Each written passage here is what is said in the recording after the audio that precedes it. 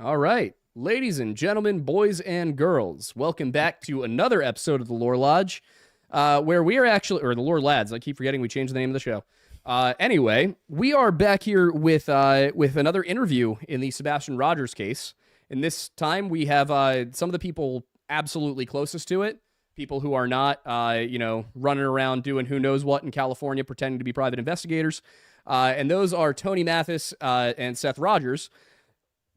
I'm honestly very excited to have you guys on tonight. This has been a conversation I've wanted to have for a while, and I think that one of the most important things we can do tonight is not only dissuade some of these rumors that have been going around, or at least clear them up, get to the bottom of them, but most importantly, we can bring this back around to Sebastian, because so much is floating around with rumor.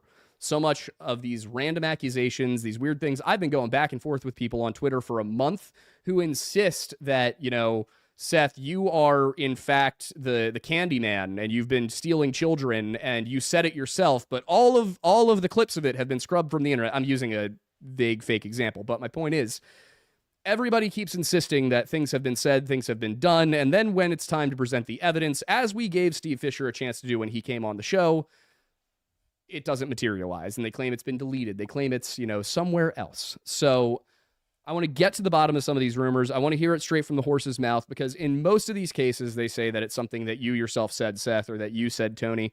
But before we do that, I want to start off by allowing you guys to introduce yourselves a little bit, say who you are. Seth, obviously you're involved in the case because you are Sebastian's father, but Tony, you're not related to Sebastian at all, so why are you here? So if we can just, I guess, Seth, if you want to go first and just, let us know who you are. Seth Rogers. I'm Sebastian's father. Seem to be the only person that's, his parent. Seem to be the only parent that's actively looking for him, trying to keep his name out there.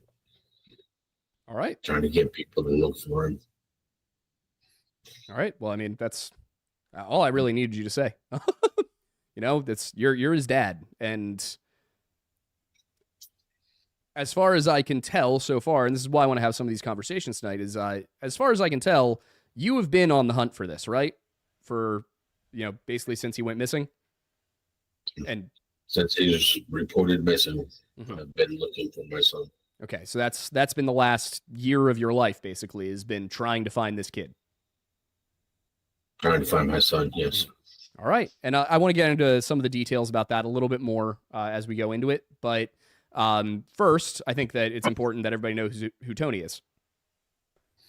So I'm Tony Mathis. I'm an advocate, a friend, a brother to Seth Rogers. Technically, I'm his national spokesperson, but more importantly, an advocate, a friend, and a brother.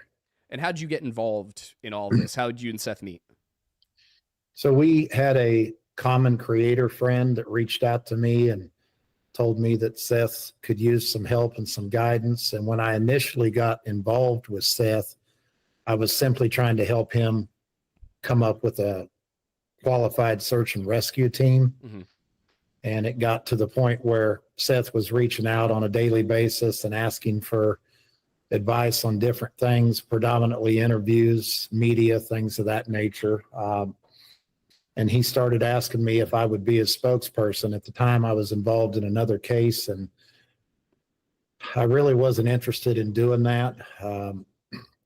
I told Seth that if he could figure out a way to get united with the mom and the stepdad, that I might have a little more interest in being one voice for the entire family. So Seth gave that a very valiant attempt, and it didn't really work out. And it got to the point where I was out fishing one day on a Friday, and Seth called me and he said, "Brother," he said, "I'm drowning over here." And he said, I really, really need your help, and doesn't look like it's going to work with Chris and Katie. Could you please just help me? So I agreed to help him. I think it was right around the 1st of May of 24. And Gotcha. we've been attached at the hip ever since then. All right. Yeah. I think that clears up some questions that I had, because that was one thing I was curious about. You and I had talked about it a little bit, but just, what was the connection here? How did you get involved? Why why is this person here? Because there's a lot of questions out there, well, why is Tony always there? What qualifications does Tony have? Why is he involved? And at the end of the day, you've come out and you've basically been a rock. So as I understand. Definitely a person I can lean on. Okay. So I think that, Tony, just so I understand, there is no money being exchanged here. You're just here to do what you feel is right, correct? Yeah, a couple things, Aiden. I would say I have a spreadsheet just for our family's benefit of what I spend when I volunteer to help a certain situation. And I told you on the phone, I think as of our last trip to Tennessee, my wife and I were a little over $17,000 into helping Seth. Mm-hmm. So not only is there not a financial gain, there's been a significant expense. And if my wife and I weren't helping Seth, we would be doing something else. We would be helping, kids' ball teams or something like that. So it's what we've done for the majority of our married lives. And an interesting thing that you and the other Aiden probably didn't know is that I had been representing Seth for about 2 months before I found out that he was born and raised about 15 minutes from me. So we actually grew up in the same community around a little town called Joplin, Missouri. Okay. And he was in a little town called Riverton, Kansas, which was literally 15 minutes across the state line. So, we ate at the same restaurant there on Sundays. We shopped at the same Walmart, and, it was kind of a neat Went to deal. the same mall. Yeah, shopped at the same mall, that kind of thing. Never crossed paths, but certainly lived right there close to each other. Went to the same pools, went to the same parks. Yeah. Okay. I can imagine that would definitely bring an extra level of comfort and security when going through a lot of this stuff, to know that at least, no matter what, you guys not only have each other in this scenario, but you can relate back to kind of your childhoods and have that kind of communal understanding. Right. And, before you get into your questions, Aiden, one thing that I forgot to text you about is for anybody that has a question, Seth has not moved to Oklahoma. He's not moved out of his house. He's lived in the same house since 2020.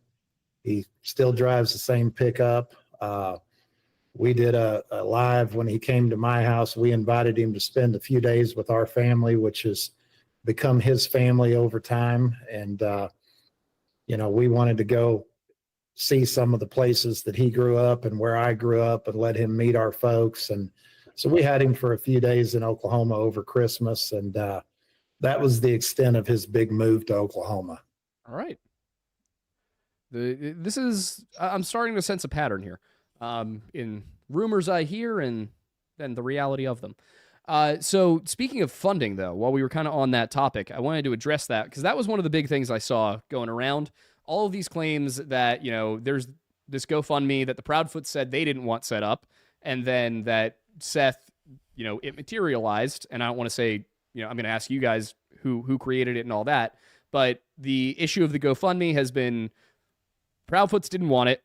They don't know where the money is going. And there are these claims out there that, Seth, you gave money from that GoFundMe to people for improper uses. So I wanted to ask, when it comes to that, who started this GoFundMe? My sister. Your sister did? And were you aware that she was starting it, or did she just do it and then let you know? She called me up. She was, because she knew Sebastian was missing. And she was like, hey, do you want me to start your GoFundMe? And I was like, you can, just don't put Sebastian's name on it. Because there had been a previous conversation between me, Chris, and Katie. And Chris said, we don't need to GoFundMe. That makes us look bad. And I don't know about anybody else, but this was my first time dealing with a missing child. And I knew that I was going to be looking for my son. Yeah. Let me jump in there, Aiden. So he has a sister that lives in San Antonio, and she is a very good steward of money. She knew her brother well enough to know that he was going to be taking time off of work until he found his son. She did not need Chris or Katie's permission to help her brother. Maybe they didn't need a GoFundMe. Knowing what we know now, no more time than they spent looking for him. They didn't need a GoFundMe. Seth was planning on taking time off of work, and he was planning on searching for Sebastian until he found him. And, you know, Seth is, he's not a paycheck to paycheck guy, but he's a guy that doesn't have a lot of extra money. He was very blessed. I think there was $24,000 to $25,000 raised in that account. The first couple of months, he had some coworkers that donated some PTO time to him, which they allowed them to do in the county. Okay. It amounted to about 23 days. All right. And then, you know, there was probably a couple of month period after that where he literally went with no income at all. So, you know, Seth's, you know, we're going to have to get personal tonight to dispel some of these rumors, and some of these things we really didn't choose to get personal on regarding the mother, et cetera. But, you know, he's about $4,000 or $5,000 a month it takes him to survive. So, you know, if you go a couple of months without an income at all, you know, there's $8,000 to $10,000 of that money. Right. You couple that with the fact that he was buying all of those signs; those were not donated. He put signs all over Hendersonville. He had 2 PIs working. One of them was pro bono. The other one was paid. He paid her to the tune of about $3,000. And he stretched that money all the way out to where even today there's still probably $1,000 in that account. Okay. So, you know, you can imagine over time, you know, we made a trip to Virginia that cost about $1,500 to chase down a lead. I mean, you know, he basically wore the tires off of his truck driving back and forth. He had truck problems. I mean, you know, and what we find interesting is that in every one of these missing children's cases, somebody always sets up a GoFundMe. Right. And it's become very normal. I mean, shoot, I'm even seeing GoFundMe set up for people that need help with their children's sports and whatnot. Yeah. But what I find ironic is that the people that understand what it takes to look for a missing child are not concerned about that. No. It's the people that are making money off of this child or making money off the drama surrounding the child that are asking the questions. And that's the irony of this. Yeah, I mean, I think it's, I was a little, I definitely wanted to hear, you know, from the horse's mouth on that the money has been spent properly. And I do want to, you know, ask a couple more questions, but we went down to Tennessee back in November for a week, and it cost us like $3,500. Yeah, minimum. Just to go down and shoot a video. Yeah. I think people often don't realize, people who don't travel much, who don't do this kind of thing, don't realize how much you end up spending in a very short period of time on hotels and gas and food. And then when you add in signs to the mix and things like that, that cost can balloon into the thousands of dollars really quickly. So, you know, it doesn't surprise me that, you know, 25 grand was spent on this. So what I wanted to ask as a follow-up is, I believe that from what I've seen, this originated from T-Rev, from Trevor Lee, that you had given some money to a person to pay rent or mortgage or something like that. Is that true? Did you send money to anybody from that account? No. Okay. So just off the bat, flat out denial? Actually, T-Rev came out and cleared that up. I saw somebody sent that to me just before the show. Yeah, and said that it didn't happen. Yeah, which leads me to wonder, where the hell did this story actually even come from? Is he walking it back? Like, it doesn't really matter at the end of the day, but it's a rumor, and it's if something like that had happened, you would think that somebody would be able to come forward and say, yeah, here's the receipt from me being given the money, but we don't have that. So, Well, and we actually have a process now that's in place. I would say right around July, after I'd been involved for a couple of months, we have kind of a checks and balances internally to where when Seth has a need, he will come to me and talk to me. And his sister and I, again, we have some common friends from back home. We've gotten to be really close. And I actually will go to his sister and talk to his sister about what the needs are after I agree that they're necessary. And then she will reach out to Seth, and essentially all three of us talk before $50 is sent to him. so that's important what you just said. Before $50 is sent to him. So Seth, you are not the steward of this money? No, sir. Okay, so your sister is. Yes. All right. And was there any specific incident or a pattern, something like that, that led to a decision where there was kind of a committee whenever money needs to be spent? Or was that just kind of a natural development? Just developed. I mean, she's been in control of the GoFundMe since it was created. All right. Yeah, that answers that. So, kind of moving along with this, another one of the issues that I've seen commonly paraded around, and this one's going to be a little tough to discuss probably, but it's by far the most serious claim that's been made. And I want to preface this by saying that as far as I can tell, this has absolutely nothing to do with Sebastian's disappearance and is entirely basically, a claim about you, Seth.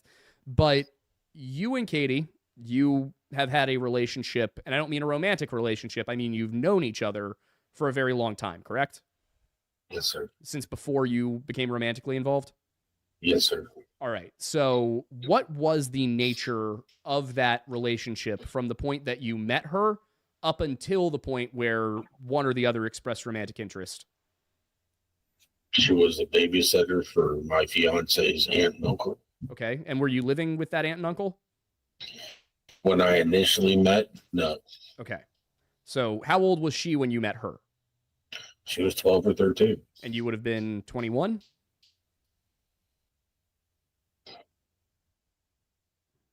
I'm just trying to do the math in my head here. 21, 22, somewhere about there? Yeah, somewhere around there. Right. I met her because when I got off of work, I would go over to their house to watch the kids so that whoever's watching the kids could leave and go home. Gotcha. So basically you were the relief shift. Yes, sir. Gotcha. So she would watch them up until you were finished with work, and then you'd come in and you would watch the kids after that, and she'd leave?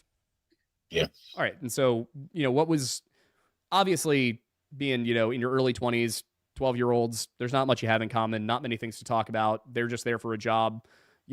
What would you and Katie talk much? Would you hang out? Would she be there for another half hour after you got there? Or was it just you got home, she said, okay, bye, thanks, and then left?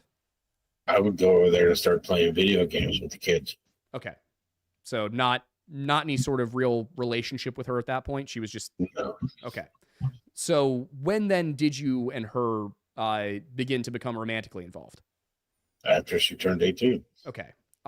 There are also, I skipped this accidentally, but there were some people who were saying that you taught her to drive when she was 16. Is that true? No, I taught her to drive when she was 19. 19? Okay. So I'm just again wrapping my head around some of these rumors. There's a lot of them. So as I understand it, then you met Katie when she was 12.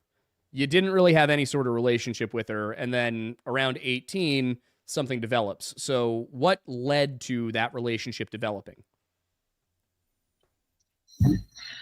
How How did you guys reconnect, I guess? She moved out of her dad's house. I guess it was not a very friendly environment. Okay. And at that time, the aunt and uncle had got a place, and I was paying rent for my room there, and she moved in.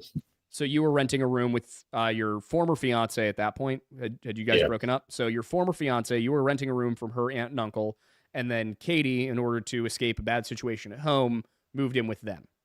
Correct. And how old was she at that time?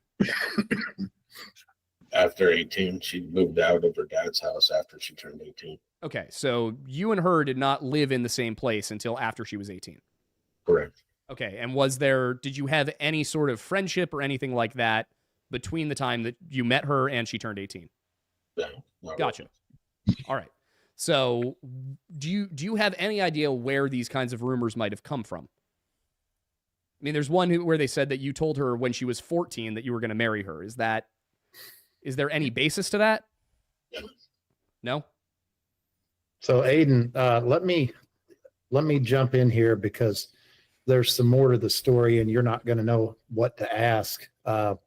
She turned 18 at her father's home, and which gave her the ability to move out of that home. She remained close to the aunt and uncle of his old fiance because she'd been their babysitter for a long time. Mm-hmm. Seth remained close to them even after he and the fiance had broken up, obviously.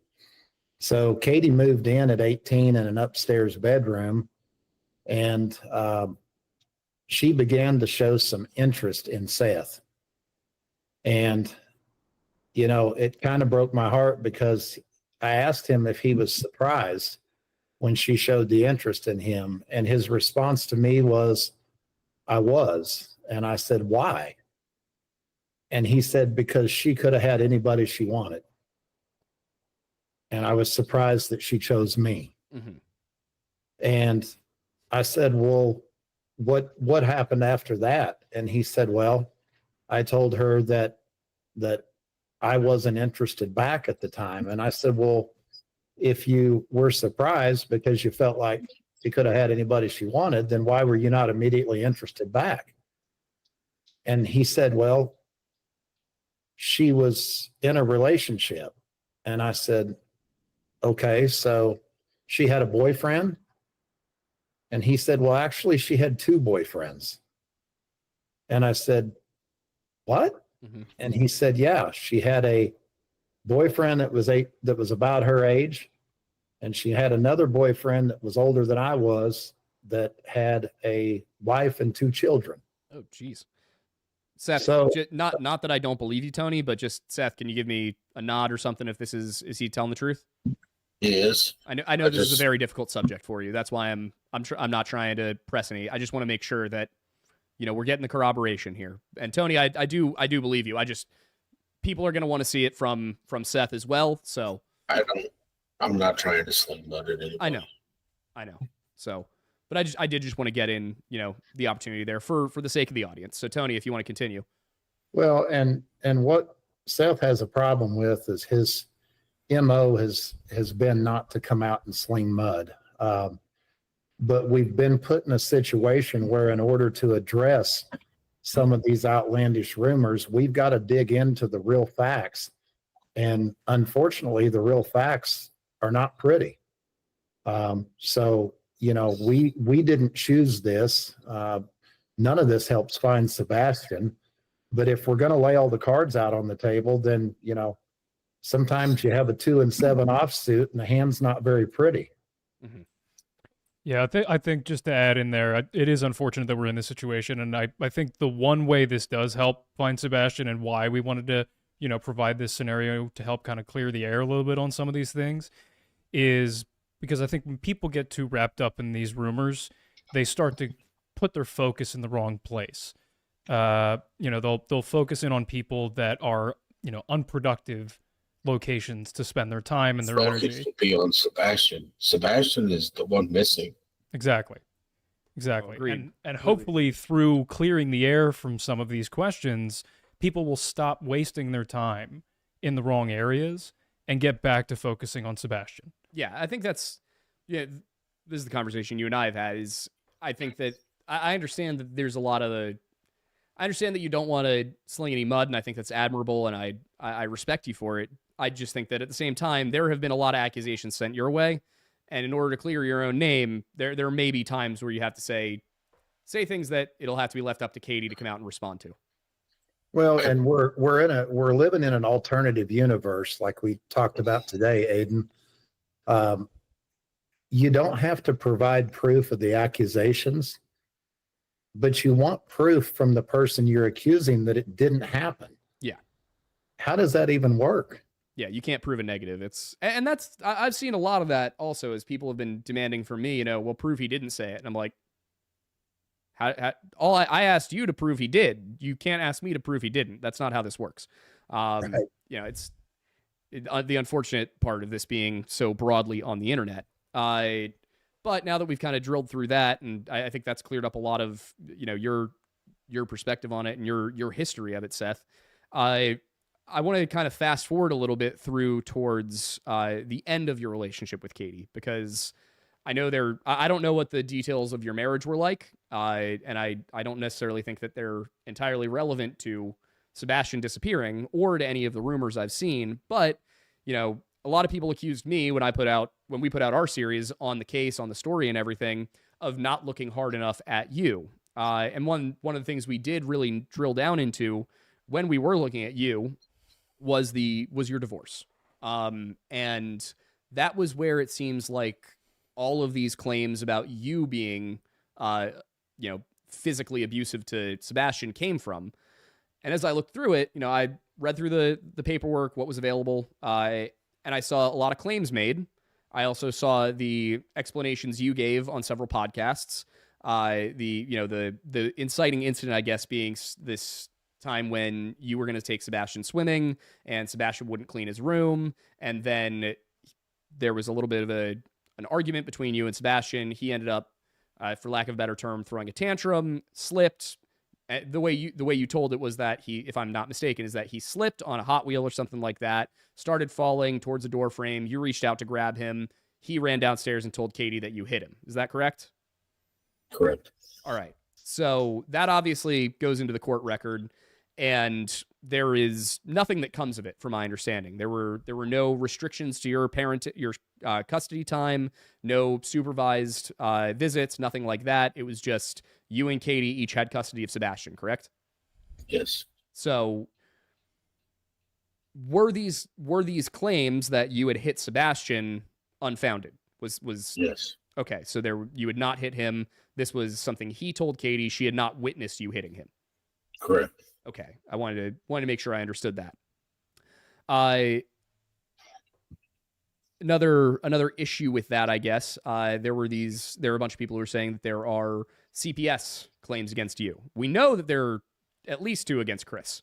I highlighted that in our series. That was something that was not disputable. He had also lied about how many there were. That was not in dispute.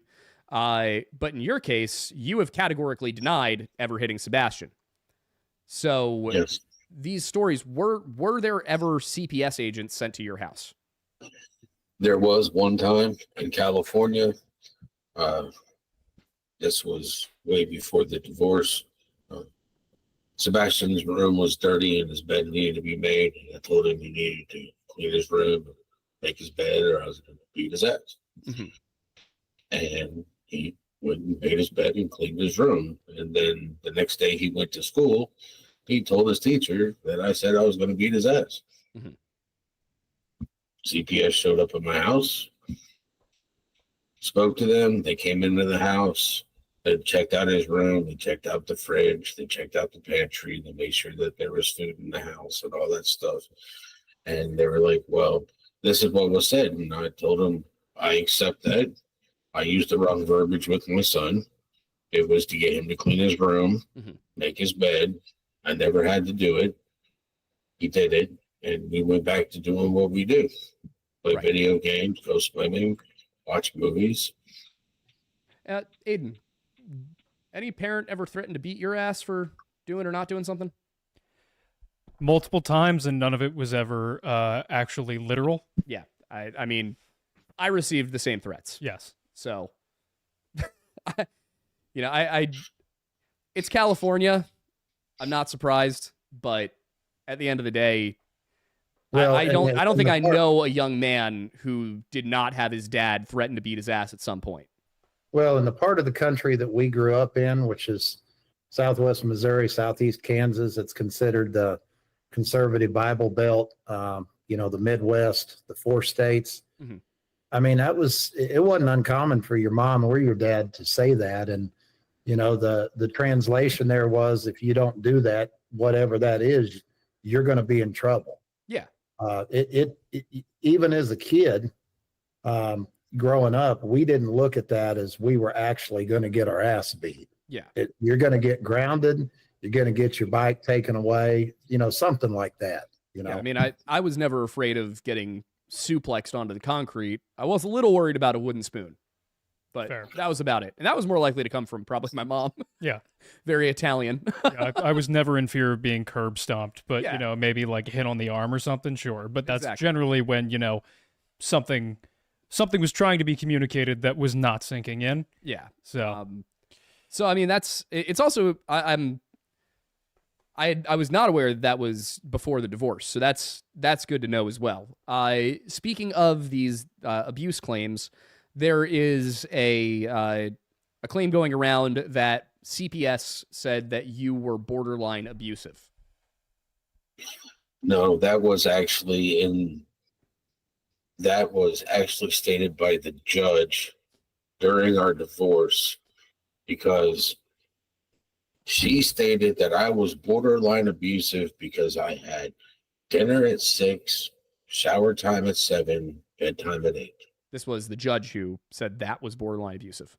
The Yeah. routine itself was so structured, it was borderline abusive. Okay, but this same judge did not impose any restrictions on your custody rights. Correct. Okay.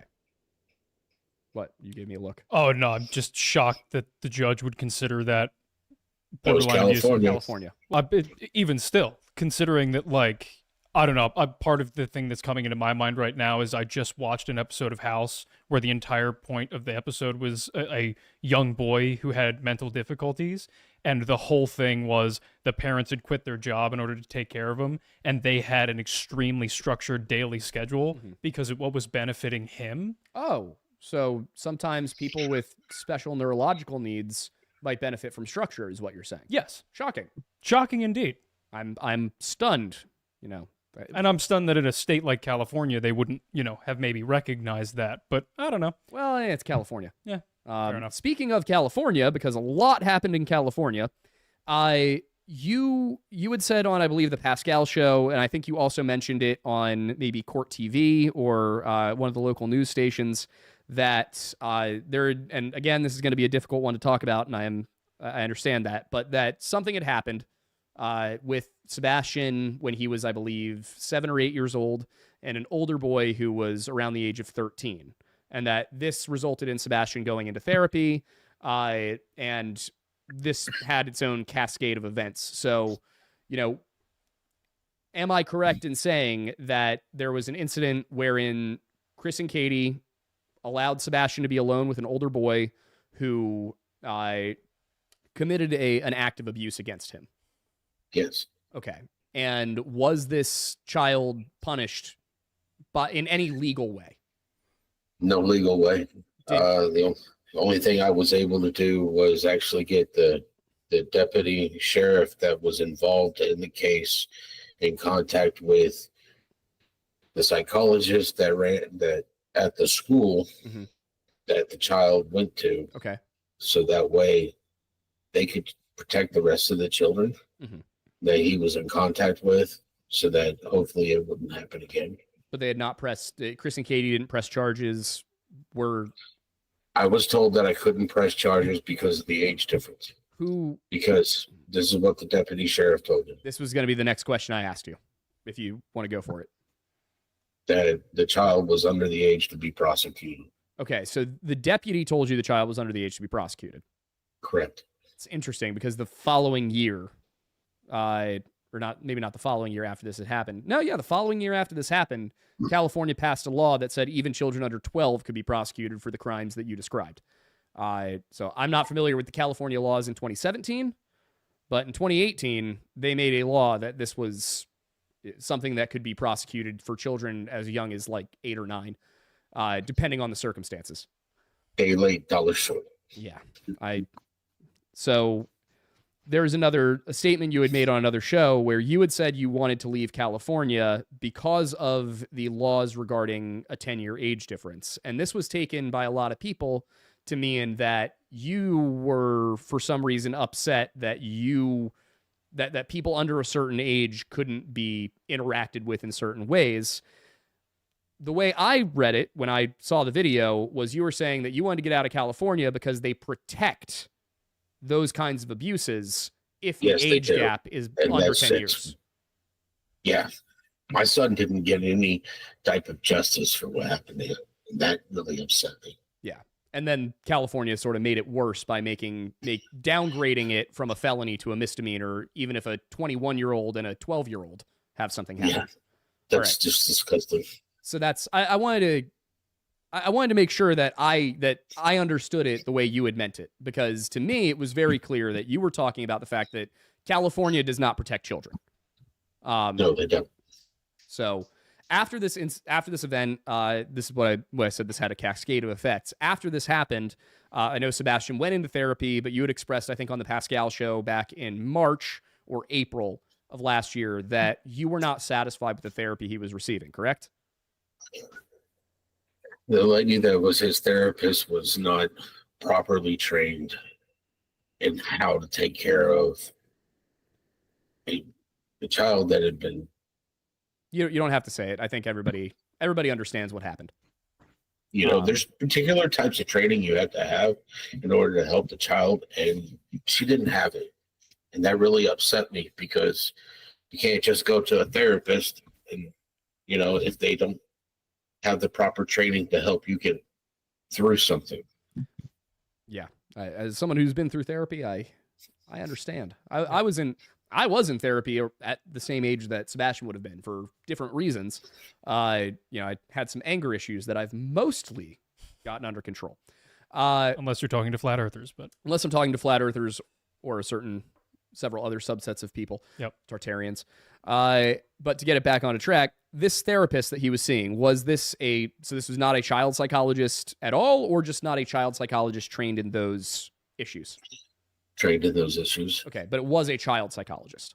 Yes. Was this individual a private child psychologist, or related to the school, or related to Katie's work in the military?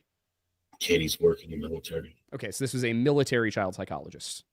Yes. And this was these appointments happened on the naval base she worked at, correct? The naval hospital. Okay. So does that have anything to do with these claims that you were kicked off of a naval base? Yes. All right. Can you walk us through what happened there, and whether it was they came and put you in cuffs, or if they just told you, hey, you're not allowed in? What happened here? I expressed my issues with her not doing what needed to be done for my son, and I received a phone call. Gotcha. So you weren't on base, and a couple of military police came, grabbed you. Excuse me. No. Came and grabbed you and escorted you off. You were sitting at home and you got a phone call. Correct. So it wasn't necessarily that you got kicked off. It was more that you were prohibited from coming on. Your access was revoked. Yes. Yeah. Okay. So I think that's an important distinction. Yeah. Because when you tell somebody this person was kicked off of a military base, it paints a certain picture in their head that people with guns and handcuffs came and grabbed this person and shoved him off and said, never come back here again. And this is more like somebody saying your parking permit has expired. Right. Yeah. Yes. So, Well, and you also have to think, guys, I mean, there's certain things, right? There's certain thresholds that have to be met on a background check to be a crane operator, let's say. There's a higher threshold that has to be met to hold a badge that says deputy sheriff. right.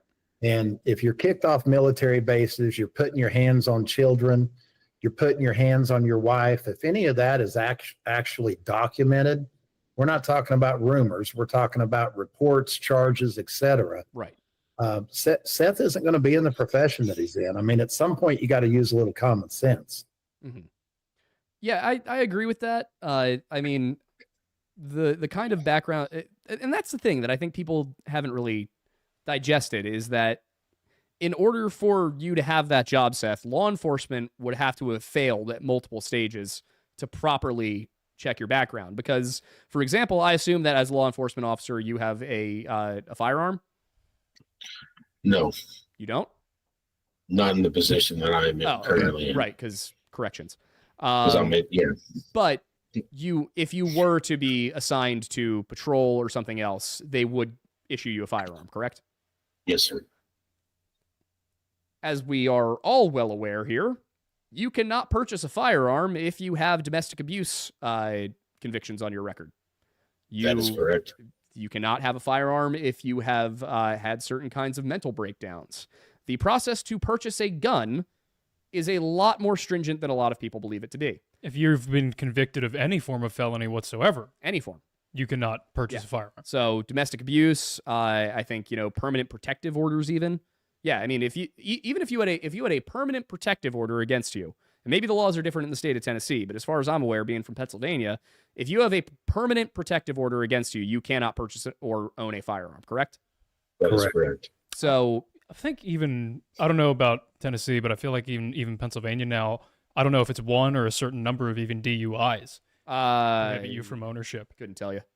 I think a certain number of DUIs is a felony. Yeah. So that's probably why. Felony. Yeah. So again, if there were any adjudicated offenses here, you would not be able to serve in the position you serve, and there would be a number of rights that would be denied to you that are not, correct? Yes. Okay. So I think that next kind of brings us to the Department of Corrections thing. One thing I saw today, somebody had asked a question, which was they said that when you filled out your Department of Corrections application, your Sheriff's Department application, you had placed a former employer as Rogers Homestead Family Values, and that Correct. you had also told the Sheriff's Department that they could not contact that employer. Is that correct? No. So you did not tell them they could not contact this employer, No. but you did list that as an employer. Yes. Okay. What is Rogers Homestead of Family Values? It's a nonprofit foundation that I've been working on And what is the goal here? to help special needs families and children. So would this be a workshop? Would this be a retreat center? What are we looking at in your vision? In my vision, people would come out and stay for a week or two using animal therapy to help the children. Have people that are on site to sit there and give therapeutic conversation, therapist-wise, to help not just the parents and the child, but the children because when parents have children, maybe one of them is special needs, one of them is autistic, and the other one is not. Mm-hmm. Or you have two or three, and sometimes people forget about the children that are not autistic because mom and dad are now dealing with the autistic child, trying to make sure they have the correct structure, things like that. And the other children get forgotten about. Yeah. And it's to bring the whole family back in. When Sebastian was going to school in Kansas, they used animal therapy. And I saw the difference with my son when they started using animal therapy with him. Mm-hmm. And he reacted so positively with that was just something that I think that they should do more of. Right. And I don't know if I think I had told you this, but my little brother is also autistic, around the same age, a couple of years older than Sebastian. But I saw a lot of similarities when I was looking at the two of them, and it doesn't surprise me at all that Sebastian would have had a good relationship with animals. I mean, he loves animals.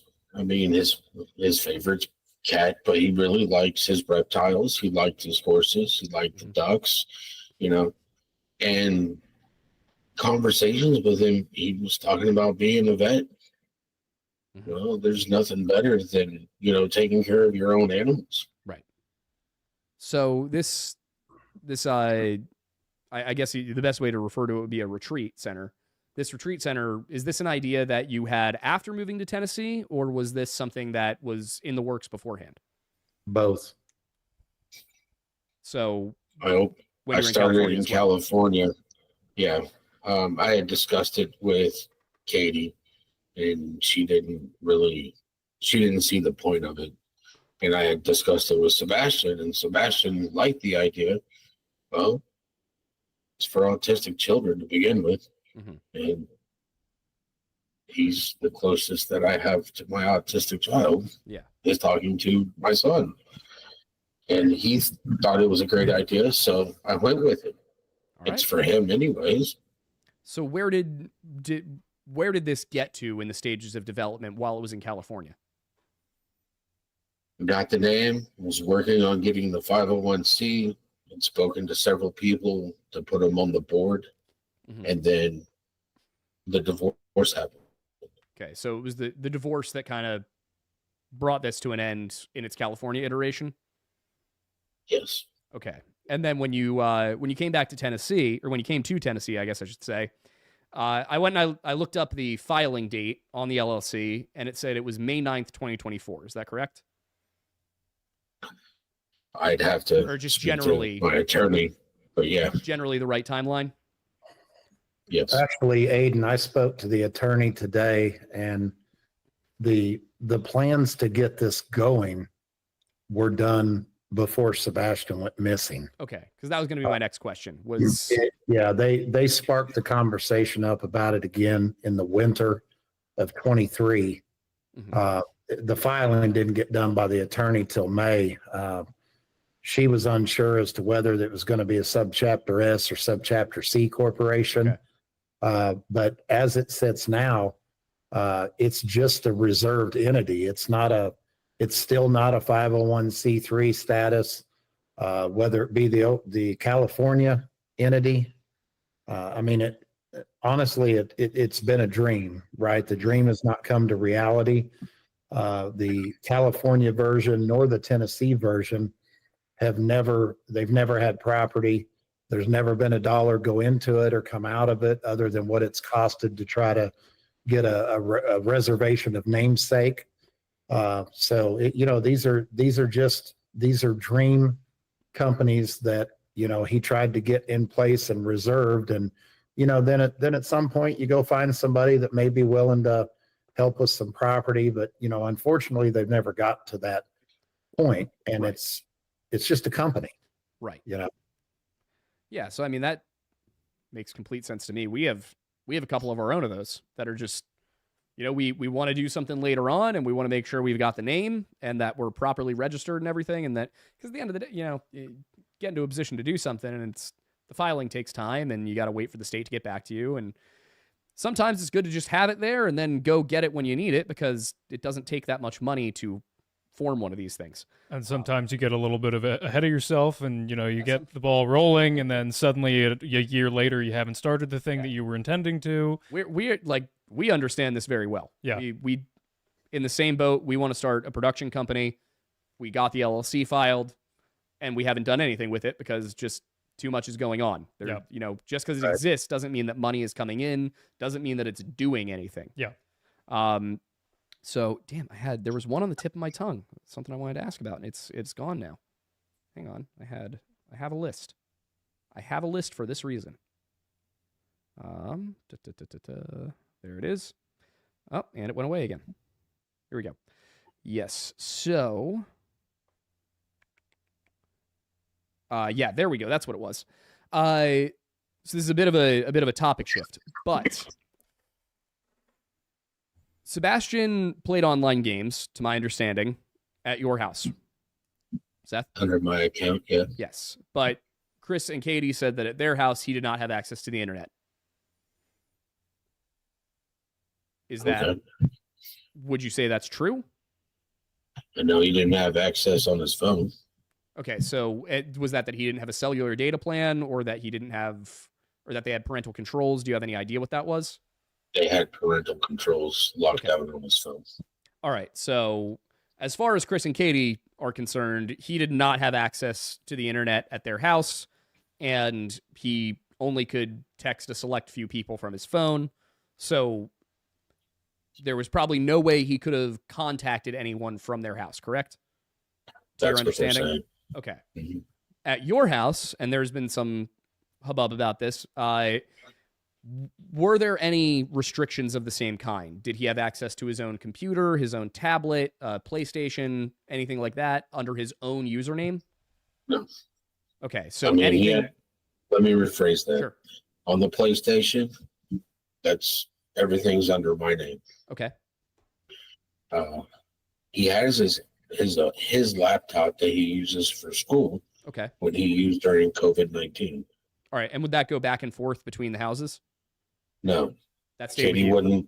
Yeah, Katie wouldn't let him bring his laptop from there to here, which is fine. I went and got him a laptop for him to use for school here. Right, because he would need a laptop for school. That would make sense. He was 15. Is 15, 16. Sheesh. How long has it been? Yeah, he's currently 16, correct? Yes. Okay. Just making sure I have my numbers straight. So on this laptop, did he have restricted access to the internet, unrestricted access to the internet, parental controls? He had parental controls. The email address that he would log in, it would tag to me, to my email address, because his email address was a child email address. Okay. So anything and everything that he did, I got an email with everything that he logged into and did. Okay. And did you have access to anything that came in and out of that email? Everything. All right. And when it came to internet browsing, were there any restrictions on that, or did he have open access to the internet? He had open access, but everything that came to was apps that he was using for school and to log into the school classes. That's all he did. So you could see what he was searching online. Yes. Okay. Do you know, just for my own sake, because I might want to look into what the program was, because it might be relevant. Do you remember what program it was for the parental controls? No. You don't? Okay. That's understandable. I mean, he had a Google email address, and all the apps that were on there were literally, he would have to log into the school class in order to log into any of the gaming apps for there. Gotcha. Okay. So because the gaming apps, literally, he would do that and he would get credit at school for playing those games, because it was like math questions, word questions. He had to go through the school firewall, Aiden. Gotcha. Yeah. Just writing that down.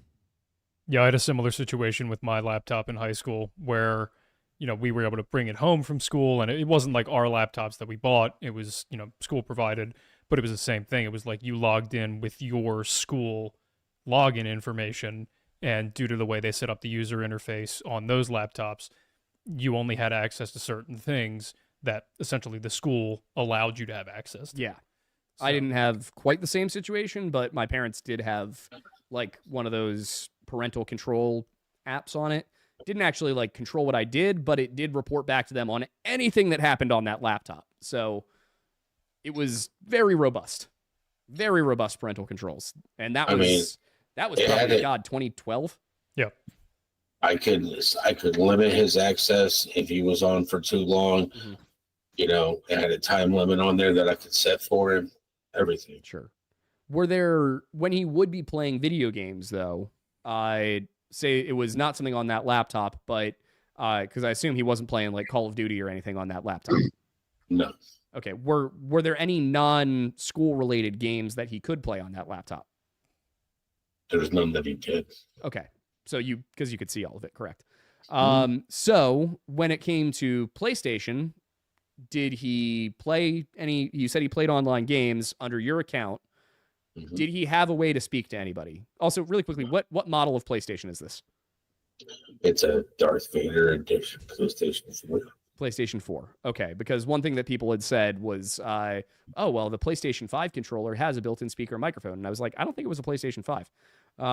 So I'm glad that's cleared up, because from what I understand, he did not have a way to communicate. You said he didn't have a headset to me when we talked earlier, right? Right. So was this one thing I did want to ask, because there were, of course, a few times that he had stayed home at your place and you were at work. I understand these were times when you either couldn't get off of work or that he came over during the week for some reason. would these have been at times where he would have had access to the internet through the PlayStation, where he could have gone and got your headset? Would there have been any way he could have communicated with somebody else via the PlayStation Network or via a chat lobby while you weren't home?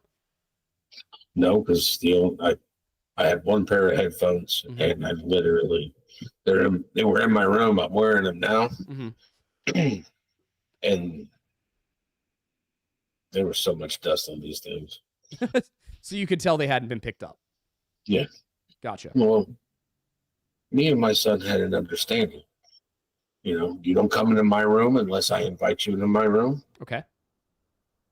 And your room, I will go into whenever I want to. Reasonable.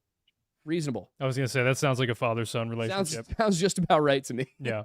You know, and it's like, okay, he would never, you know, unless I asked him to go into my room, he wouldn't do that. So this incident that you had talked about on another occasion where he was complaining that the other people in the game weren't listening to him, that he was telling them things, calling out enemies and stuff like that, but nobody was listening to him, nobody was talking to him. Was that because he didn't have headphones in? Well, that was on my phone. Okay. And I have the volume and everything. So that way I don't listen to anybody when I'm playing on my phone. Right. Because people don't listen and follow directions anyways. Look at what we're doing. We're correcting rumors. Yeah. Because people hear what they want to hear. And it's like, well, son, they can't hear you. Yeah. So you just had voice chat off? Yeah. Oh. Which means it doesn't matter if you went and put headphones in. Like, correct. Voice chat's off. And I will say that I had a feeling when I first heard that little bit of the discussion that this was probably an issue more of people commenting and not having familiarity with video games than it was an issue of you saying things that were inaccurate or that you were changing up your story. It sounds to me more like people don't understand how video games work. They hear you say that he was talking to the other players, but they weren't hearing him. And it doesn't occur to them that he might not have the ability to chat with them via the settings. So not entirely surprised about that. Of course they can't hear you. Let me go through. There was another one I wanted to get to because, there it is. That's what it was. Was this laptop, was it a true laptop? Like I don't know if you can see the one we've got sitting over here, but like a flip up and down laptop, or was this like a Microsoft Surface kind of deal where it was more of a tablet?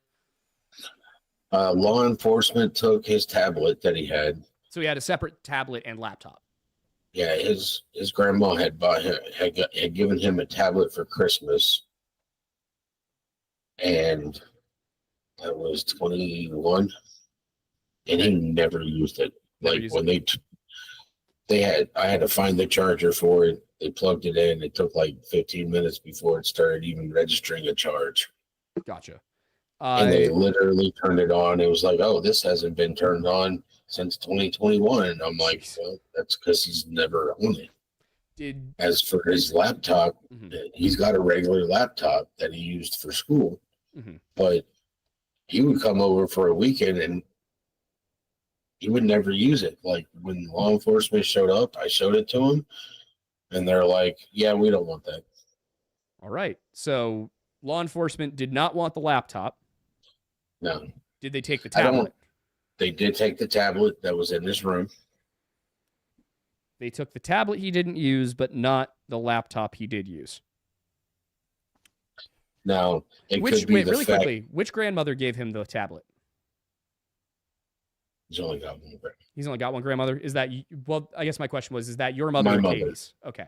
My mother, yeah. He's not supposed to have contact with Katie's mother. She's not supposed to have contact with children at all. Gotcha. Why is that? Is that because of what Katie's childhood was like? Yes. Okay. Does Katie still have contact with her mother? You'd have to ask her. Okay. So I just wasn't sure if that had been something that you would have known while you were married with her. Oh, while we were married? No. Gotcha. She had no contact when she decided that she was going to divorce me. Then she started having contact with her. Gotcha. And then I found out that my son was having contact with this. So Katie's okay. That's important. You're telling me Katie's mother is this an adjudicated thing that she's not supposed to be around children, or is this a Tony? You're nodding your head. Yes. Yes. State mandated. State mandated, and yet Katie was allowing her mother, who has a directive from the state not to be around children or contact children. Katie was allowing them to communicate. Let me clarify that, Aiden. What was happening is Katie's mother's. Be right back. Sure. Okay. Katie's mother's mother, which would be Katie's grandmother, which would be Sebastian's great grandmother, lived kind of in the same property. They had different structures, but it was all part of the same property there in Virginia.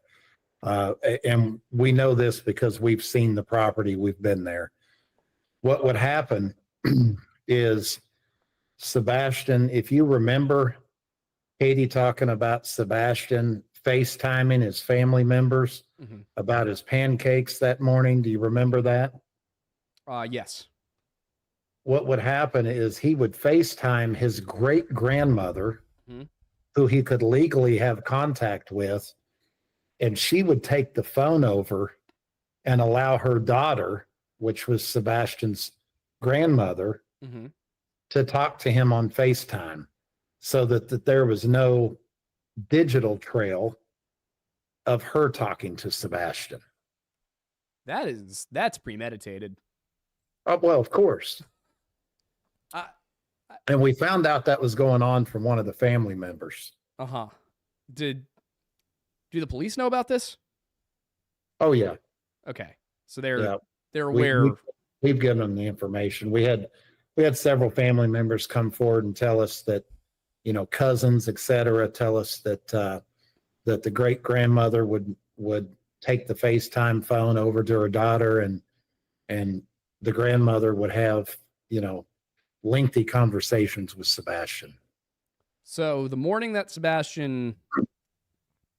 before Sebastian disappeared, I guess, I am understanding that the 25th of February, 2024, Sebastian's day started with him coming downstairs, his mom making breakfast, which based on her statements was not something she commonly did, making pancakes, in fact, then having him call the grandmother he wasn't supposed to have contact with to brag, whatever that means.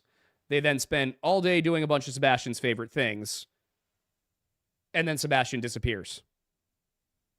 Correct. And I'm not saying that I'm using her making the comment that he loved to FaceTime his family members, and he FaceTimed family members that morning.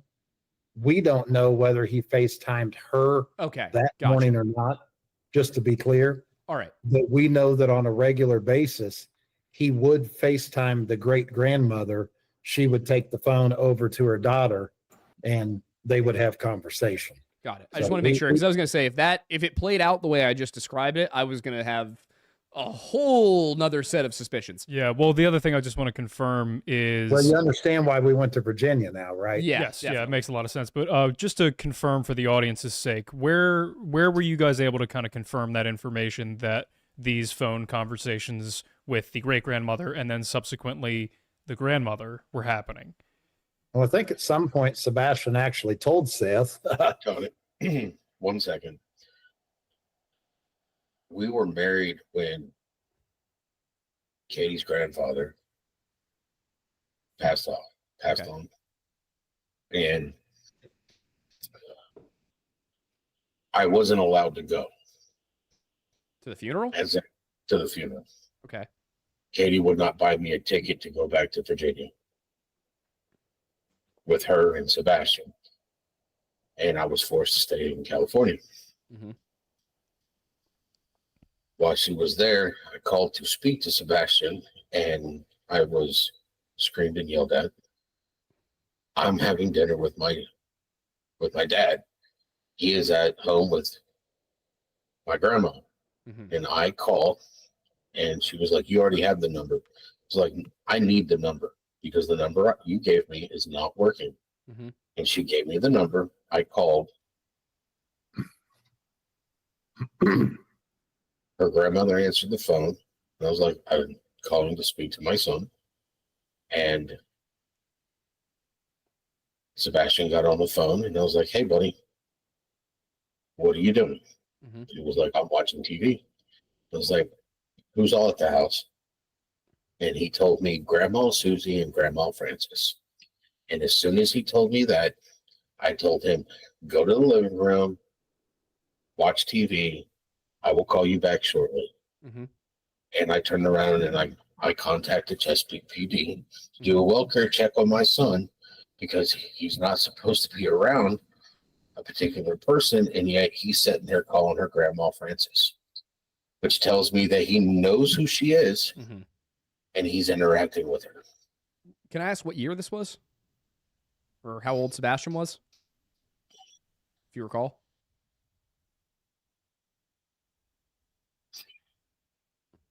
I guess was this closer to the divorce or closer to the marriage?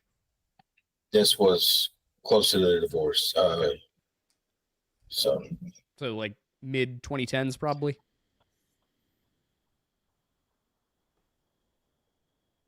I think her grandpa passed on in 2015 or 2016. Okay, gotcha. So very close to the divorce in that case. Yep. Yeah, she had already filed. She had already filed at that point? She had already told me she wanted a divorce. I don't believe she had filed, but that was the last straw for her. Gotcha. When she called me up, you sent the cops to my grandma's house. I was like, you have our son around somebody that's not supposed to be around children. Mm-hmm. So I mean, I find that do a welfare check. I find that very interesting. That the final straw was her putting Sebastian in a potentially dangerous situation. For her, for her, it was the final straw. That's what I'm saying. Is like for I called her, it was the the final. Because you're putting him in a situation he should never have been in. Yeah, and it seems to be something that has continually happened until my son is now missing. Mm-hmm. I'm sorry, Seth. I'm sorry. I don't mean to. I don't mean to cause any pain. I'm trying to understand what happened. It's not your fault. There's a lot of things there's a lot of stuff I don't understand. I don't understand why a mother wouldn't put her children in danger. I know. You know, Aiden, what's rough here is, we have 287 pages of family counseling reports that are not protected. We've been asked not to share the details of Seth, those. if you need to step away, you can step away. But I can tell you that it's very tough on Seth Rogers to have looked through those reports and through the CPS reports and to be on a platform having to defend himself. That's tough. I can. It's just unfortunate that the entire scenario has led to this, where this story has drifted so far away from finding Sebastian that this is necessary to regroup people. And just as a reminder for everybody watching, the whole reason that we're going through all of this is because at the end of the day, we are frustrated, as I'm sure only a fraction of how frustrated Seth is, about how far away from the point of all of this it has gotten. Like, I mean, the fact that we're sitting here having to waste an hour debunking rumors that never really had any basis to begin with. Yeah. Because a few drama channels on YouTube can't stop. They just love the $1,500 a month that much. Yep. We've got some questions that we would love to send you to ask Katie when she comes on the show. Yeah, when she comes on the show. Yeah. Right, because I'm sure that the mother and father would love to both take advantage of a platform this size to clear up any misinformation and bring awareness to their missing child, right? Yeah, I would think that considering you guys are here right now,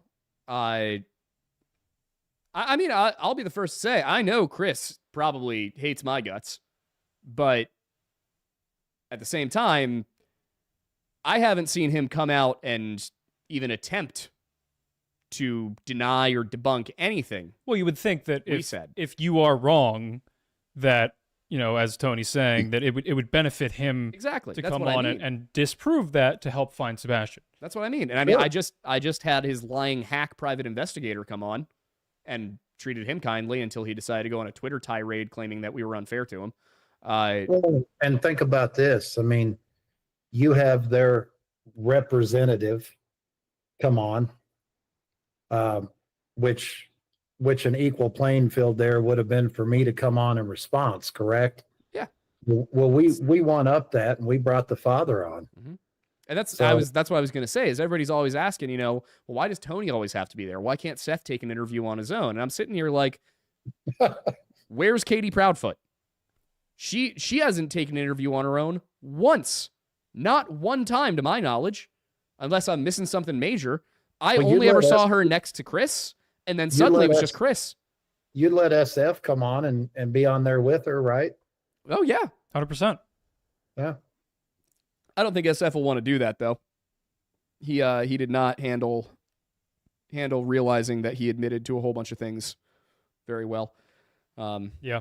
My favorite was indeed him telling everybody he was in contact with the TBI and with Sumter County Sheriff and all of that, and then him just brazenly admitting on our show that the law enforcement contact he had was search and rescue a county over. Yeah. Well, the entertaining, what a guy. The entertaining thing to me was all the things that he said on Twitter after the fact that if anybody watched the podcast would know that he just completely contradicted himself. But again, I think we're getting a little off the point. Yeah, we are. Which is and let's get back to this too.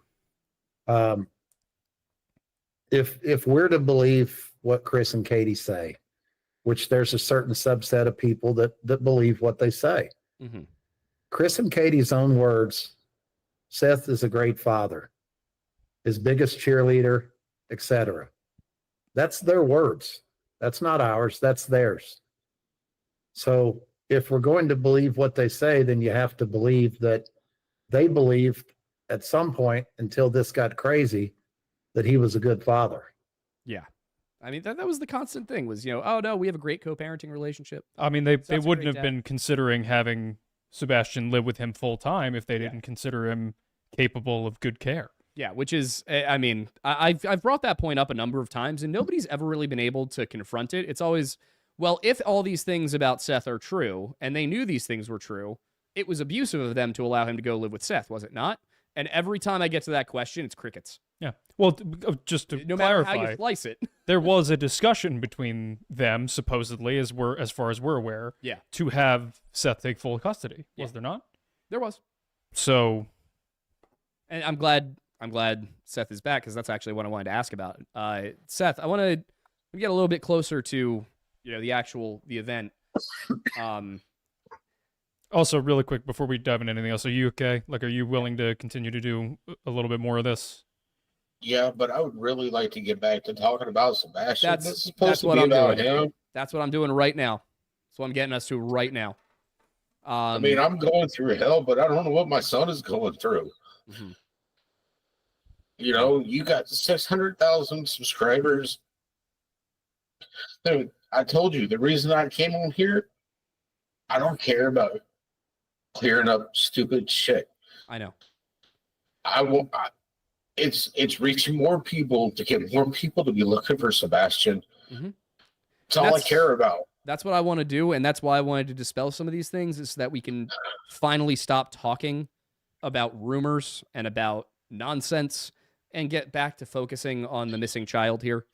Because people like Cluminati and Queen Bee, I mean, those drama YouTubers out there who keep digging everything up so they can talk about it day in and day out and do absolutely nothing to help find this kid. I know Cluminati. They came by my house, taking pictures of my front yard, taking pictures of my truck.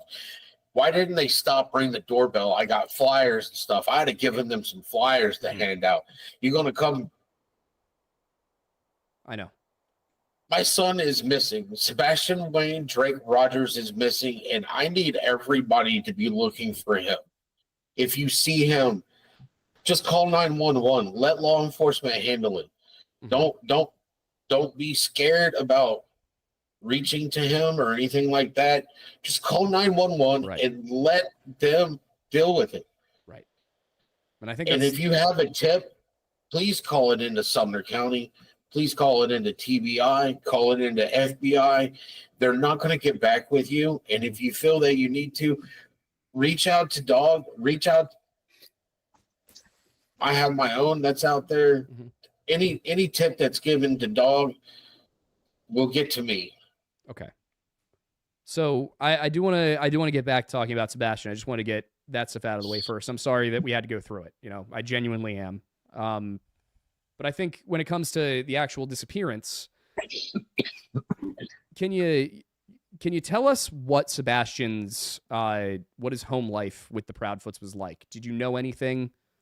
Was this because the story they're running with and that they've been running with the whole time is that Sebastian walked out that front door and they think one day he's going to walk right back. So, do you think he would have run away? Well, Would let's would use there, some. I guess would there have been reason? Let's use some constructive thinking here. All right, if a person leaves their house, they're either they leave on their own, they Mhm. walk out the front door, nonchalant. They're not being forced out. Mhm. They're not running for their life. They're going to have shoes on. They're going to pack a bag. Mhm. They're going to take the things that they like. In Sebastian's case, it would have been his phone, Mhm. his switch. He would have had his coat. He would have probably put on his boots because I just bought those for him. Mhm. He's the one that took an hour and a half to figure out what size he was going to wear, what size fit him, what fit comfortably. He would probably wear his boots. And were you able to see the home after he disappeared, and were you able to account for all of his shoes? I saw the boots that I bought him, and I saw the tennis shoes that Katie bought him, and I saw his old pair. So He only had 3 And pairs of his- shoes. and his slides were in his room. Okay, so as far all the shoes you were aware he owned were still in the home. Correct. Okay, and as we know, not a single scent dog traced him leaving that house. That's what was told to me by law enforcement. Right. Now, if he had left that house, if it was a flight or fight, Mm-hmm. when you're put in a situation, if he had ran out that house, he would have ran out to the middle of the street. Every camera that was out there would have picked him up. Yeah. SF showed us the camera angles. Yeah, I'll tell you right now, I've been through several PIs Mhm. in the last year. And if you notice, any of my PIs that went on social media No. aren't my PIs anymore. I have a PI local that's on this case right now. Mhm. And they're not going to go on social media. PIs that go on social media are not private. At that point, you're a public investigator. The PIs that I did have on the case that are no longer on the case turned around and gave everything that they had to law enforcement and didn't even bother to tell me that they did until afterwards. And I'm like, well, why are you giving it to them? I'm the one that's paying you. Mm-hmm. They're not. I should have everything So before you give it to them so that I can take it and give it to them after I go through it right. to see if there's anything. So they withheld investigative information and data from you, even though you had hired them. Yes. It was a lot of unprofessionalism that I did not approve of trying to find my son. Mm-hmm. And one of those PIs Is Steve Fisher's old partner, that as he was very happy to tell us. So, Yes. let alone the scenario that you're in as a father, but I can only imagine the compounding of frustration that has been going on in your life, dealing not only, forget all the public stuff that you've had to deal with, but the fact that even on a personal level, these different instances of just borderline obstruction for you trying to find your child have occurred? Well, I mean, here's the biggest injustice, right? Worst time in his life. He meets a girl that he thinks has interest in him. They start dating. He gets the CPS reports sent to him in his email. You know, you have conversations with somebody that's laying down next to you, Mm-hmm.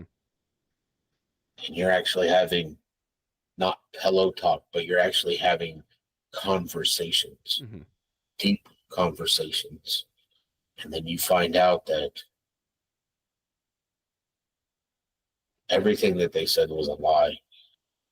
You know, I was married for a long time, divorced, didn't care to find another significant other. I have things to do called taking care of my son. Mm-hmm. And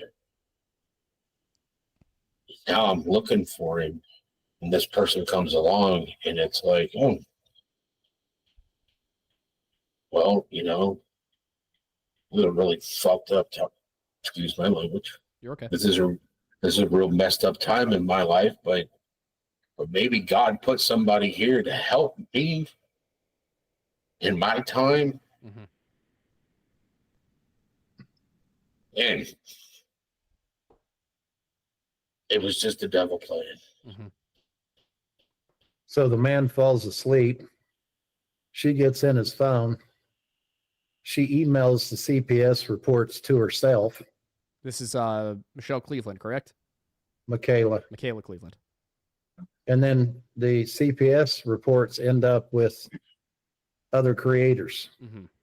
which is why he had to send the first round of cease and desists out, because he had a legal obligation to keep those private. And these CPS reports, who were they against? Well, they were filed with Katie because she was the custodial parent, Mm-hmm. but they involved That household. Okay. that household. So Yeah. I guess what I'm asking is, were these CPS claims against you, Seth? No. No, Okay. So the only actual CPS visits we have are the one to you in California. And this was while you and Katie were married. And this had to Yes. do with Sebastian saying that you said you were going to beat his ass. Yes. These other CPS reports, those were involving the Proudfoot household. Yes. Okay. And these, because one thing I saw was, I think it was a screenshot of the cease and desist or something. I didn't look too closely at it. I was just looking at, okay, I'm going to probably ask about this anyway. One of them said that you felt that these CPS reports were being used as leverage against you, or something to that effect, that you were, and people were asking, well, what is in these CPS reports that Seth is so worried about? The reason that the cease and desist were done by my attorney Mm-hmm. was to show the court system and CPS that I did not have any communication or affiliation with the people. So if they came out with the CPS reports, CPS and the state can take it up with them, and it clears up the fact that I have nothing to do with them. So he had a legal obligation to mitigate damages. right. Yeah, I think that makes complete sense. I guess, one other thing that I was wondering, and this is more to do with Sebastian and the situation after he went missing, but on the Pascal show back in, again, I think it was March or April, you had said that Chris approached you, or you had approached Chris. There was a conversation that occurred where Chris told you something along the lines of, if people found out about such and such thing Sebastian said or did, they would want to stop. They wouldn't want to look for him. Correct. Do you know what Chris was talking about? I did. All right. Is it something that Sebastian did or something that happened to him? Something that Sebastian was supposedly doing. Okay.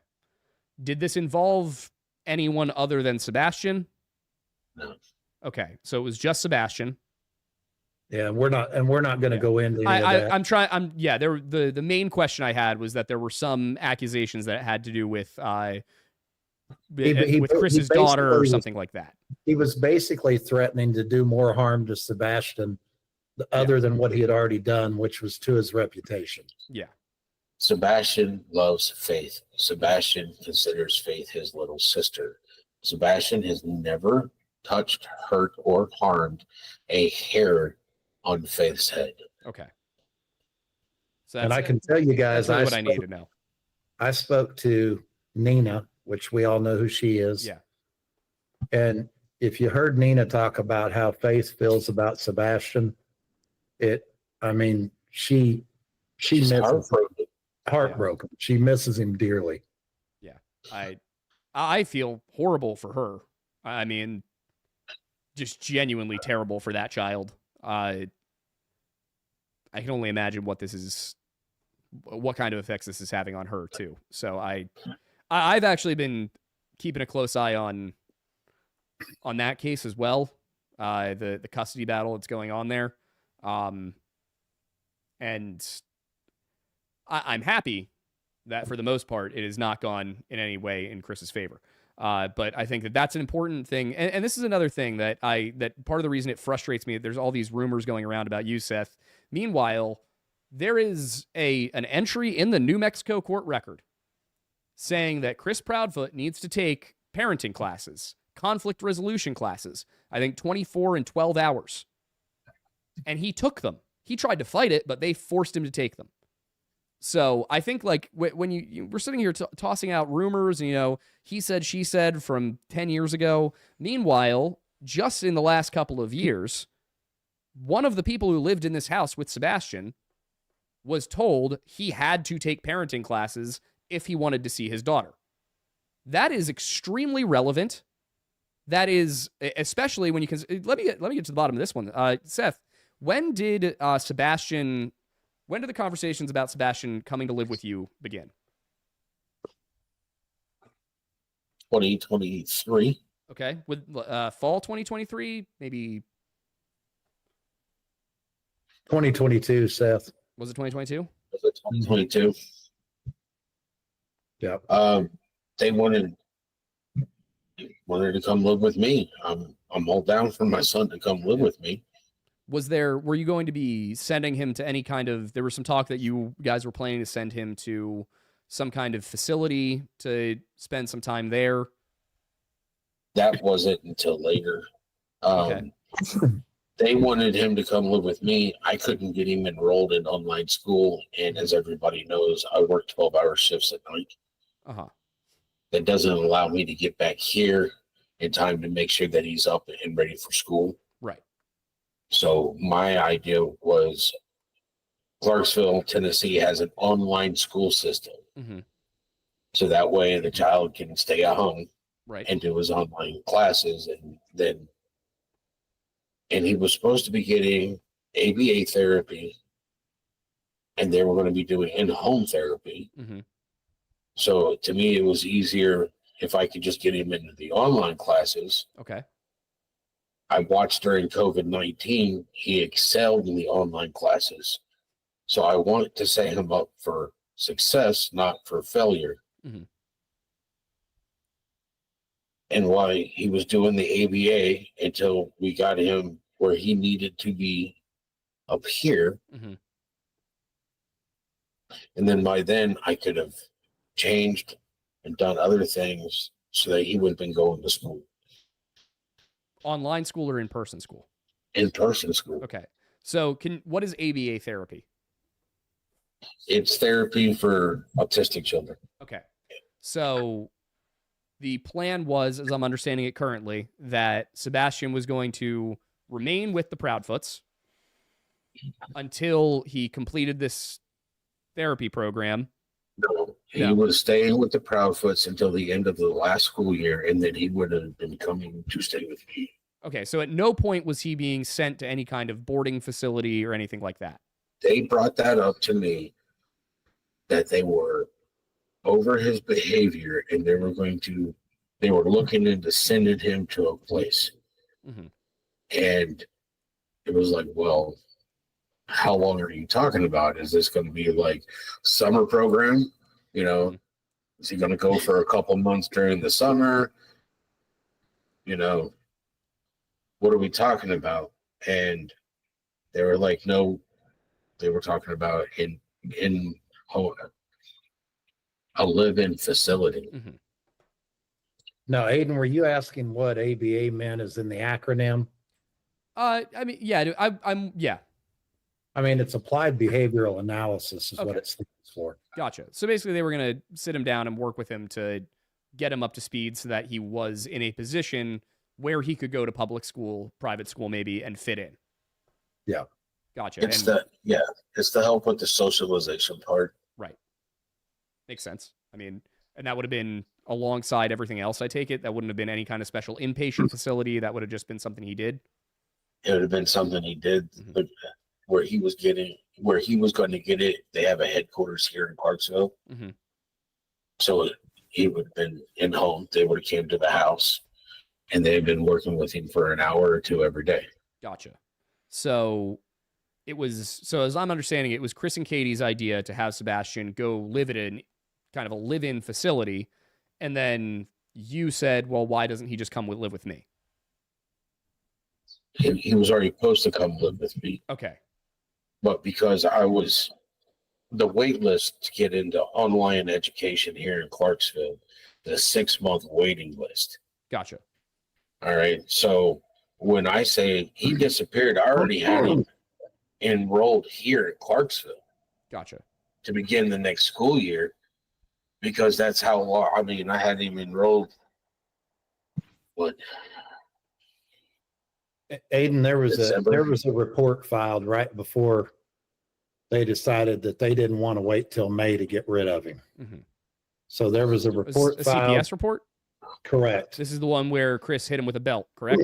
I'm not sure if that's the one, but there was one filed right before they started firing off, emails to Seth that they were going to basically send him off to one of these behavioral centers. So, it appeared to me, in my opinion, to be a retaliation for that report getting filed, that they weren't going to wait, 4 or 5 more months. They were going to go ahead and send him off, November, December. All right. So let me try and recap a little bit here, just for our sake and for the audience, to make sure we're all on the same page.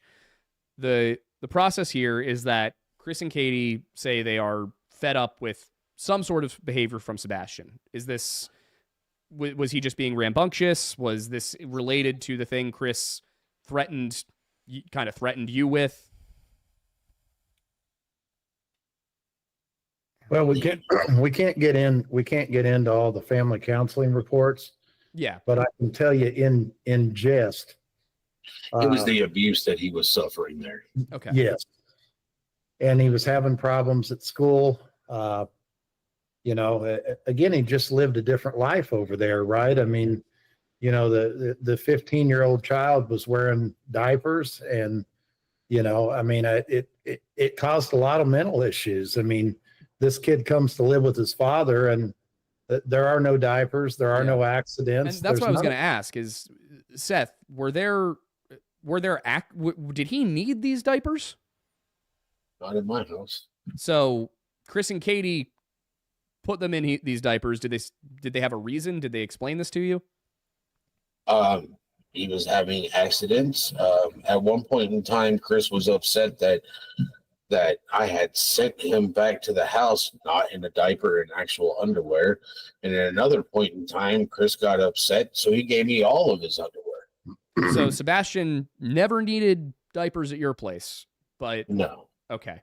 So just get back to my recap here. So Chris and Katie approach you. They say, Sebastian, we can't take this behavior anymore. It's not working out at our house. We want to put him in a facility. And then, or they wanted to go live with you. That was a phone call. Okay. So what was the first thing, facility, or was the first thing go live with you? First thing was come live with me. Okay. So they approach you, they call you, they say, we can't take it anymore. We want Sebastian to come live with you. You say, well, right now my schedule They is weren't that. at their quote unquote wits end. Mhm. I was approached differently. I was approached on the basis of, hey, do you want what do you think about Sebastian coming to live with you? Mhm. Sending. Yeah. Did it seem like this was Chris's idea, Katie's idea, or a joint idea?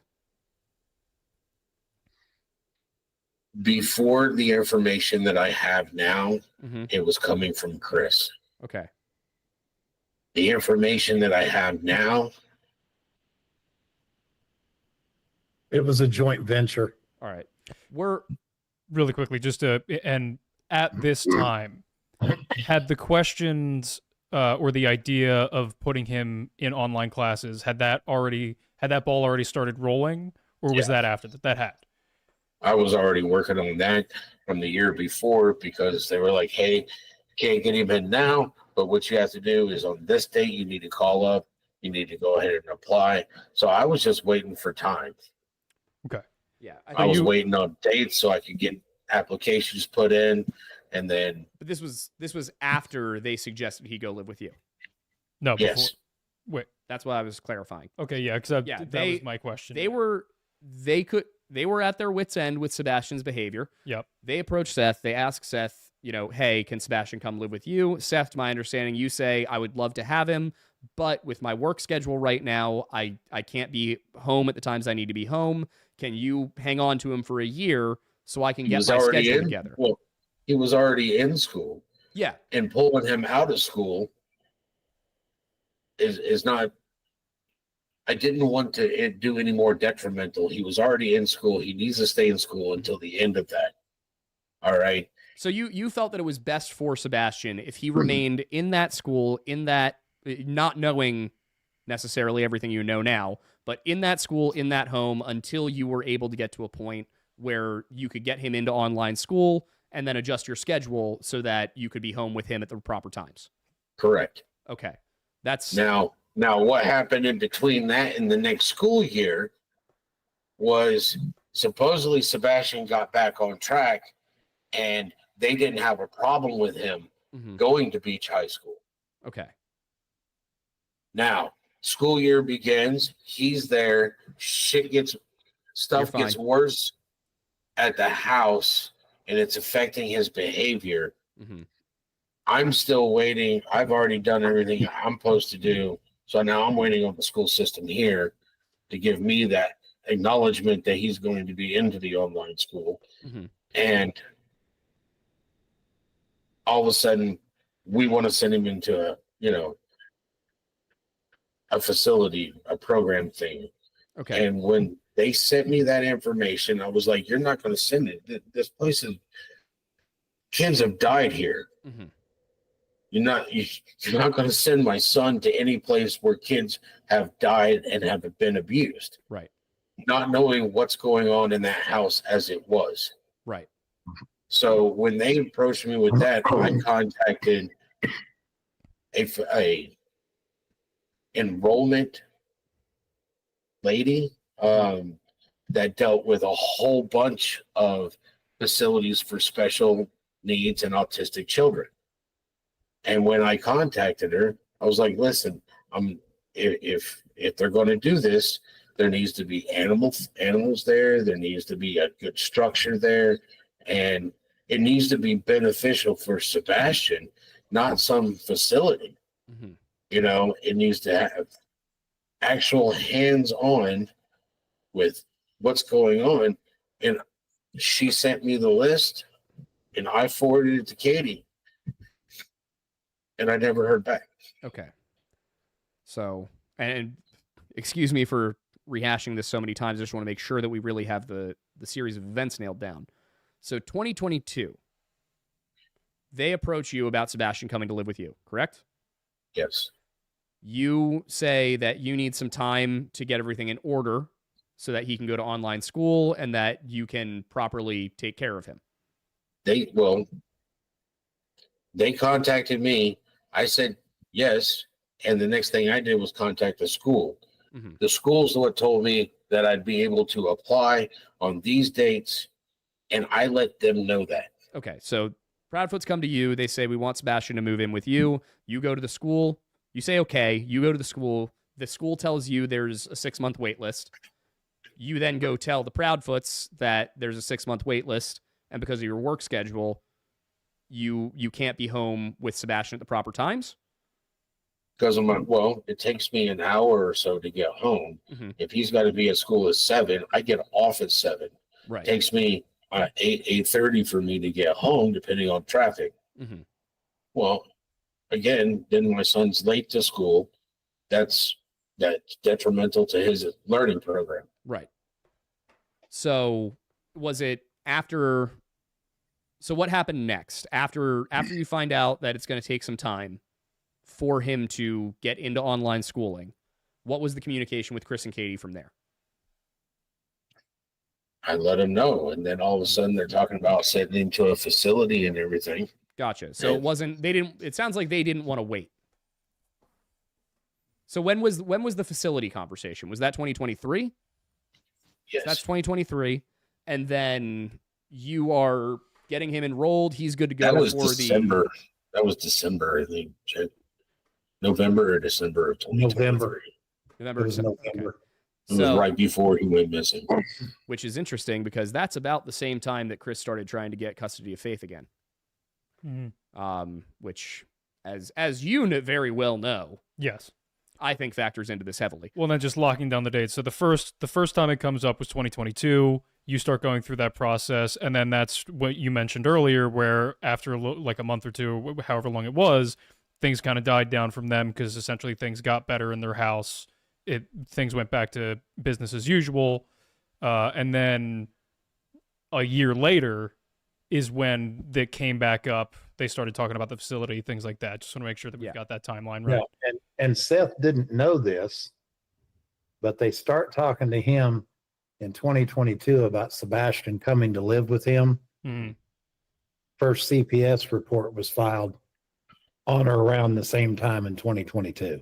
Okay, so the implication there would be that this conversation happened because a CPS officer or agent visited the house. Correct. Okay, so we have a very detailed timeline yeah, that's been created that shows cause and effect from the CPS reports mm-hmm. to the behavior and the family counseling reports. Mm-hmm. And it's a very compelling story, to say the least. Yeah. So the way I'm understanding this, CPS incident, they approached Seth about Sebastian moving in with Seth. Seth says, yeah, sure, I'll take him, and starts working on getting him enrolled into schools, figuring out how it's going to work, all of that. School year comes. Sebastian is, I guess this would be the 2022-2023 school year. Sebastian is still with the Proudfoots. Things die down a little bit. And then things are good for most of 2023. And then at the end of 2023. As far as he knew. Yeah, as far as you guys know. And then at the Right. end of 2023, they start talking again. We can't take it anymore. We want Sebastian to move in with you. Sebastian still can't move in with Seth until he's properly enrolled in online school for the 2024-2025 school year. Correct. Okay. And I think there's a key piece of information there. So you looked into the online schooling from the initial conversation, and then when they told you things are okay now, we're comfortable with him going to that high school, then you had no reason to continue to pursue it. So when they brought it up again, you then had to go back onto the wait list to get him into the online school. When they brought it back up to me, I had stayed in it. So you did stay. I stayed in it. So I had him already registered for the 24-25 school year. But you didn't want to pull him out of school midway through the year. Correct. Got it. Okay. Yeah. So Yeah. they approach in 2022 after the CPS incident. They say, hey, we want him to go live with you. Seth says, yes, he can come live with me. Let me get him onto the wait list and enrolled. He gets through a little bit more of that school year. They decide, all right, you know what, it's okay. 2023. So you don't have him enrolled for 2023, 2024 because he's still living with them. And then you enroll him for 2024, 2025 when they approach you at the end of 2023. Correct. Well, Okay. Yeah. The calendar year 2023, not the school year. That's what I mean. Yeah. So then the plan is that he will finish out the 2023-2024 school year with the Proudfoots, and then he will move in with you, I assume, over the summer, and then he will start with the Clarksville school district that you had him enrolled in. Moving in May. Got it. So I think that's a very important timeline for I think everybody to know about. Especially now that, of course, I understand you guys can't share the details of these DCS reports, but I think that is a very important thing for people to know, that this was a conversation that was not just, hey, we think he'd be happier at his dad's, but we can't take it anymore. We need him out of here. I mean, I have a lot of thoughts about the diapers. None of them are good, and for that reason, I'm going to refrain from talking about that while you guys are on here, because I don't want to cause unnecessary pain. But moving into the actual timeline of the disappearance, because this is another thing that I think people have brought up. Seth, when was the last time Sebastian spent the weekend with you before he disappeared? The weekend before. Okay, so you saw him the weekend before he went missing. So the 18th? No. I saw, the weekend before he went missing. Okay. The 18th. All right. Do you know when the last time Chris saw him was? I don't. Okay. What was that weekend like with him? What, with him here? Yeah, you and Sebastian the last time he was there. Let's see. I think we ordered pizza on Friday night. I think we went over to my buddy's house on Saturday, played pool in the arcade that they've got over at their house. That was Saturday. And then Sunday, back at the house. I think we played 4 or 5 games of Magic. Mm-hmm. And then that morning, Magic the Gathering? Yeah. I know it. Okay. I know it. I'm not making fun of you. I used to play. I still do. I'm going down to do a giant LARP event this week. So you're live action role play. Yeah, you're not going to hear any laughter from me aside from like, I get it. I'm there with you. Like communal spirit. Well, that was very much like I get it. Sebastian's got the core books for D&D. I bought those for him. Not only did I buy them for him, but I bought him duplicates, 2 of each. So he had a copy at his mom's house, and he has a copy here at my house. Mm-hmm. All right, play D&D, play Magic the Gathering. I mean, he would come here. We go for tournaments. He has got an elf deck. Mm-hmm. That is a green elf deck. It's probably a $300 or $400 elf deck. Wow. And it is just nasty. Okay. Yeah.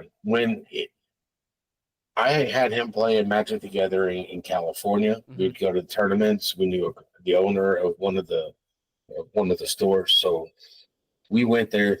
There were people there that would not play my son because of that deck.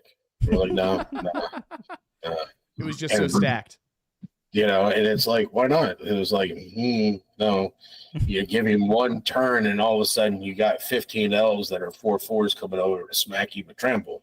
Right. No, we don't want that. And it's like, well, let's make this even better, son. And that's his deck.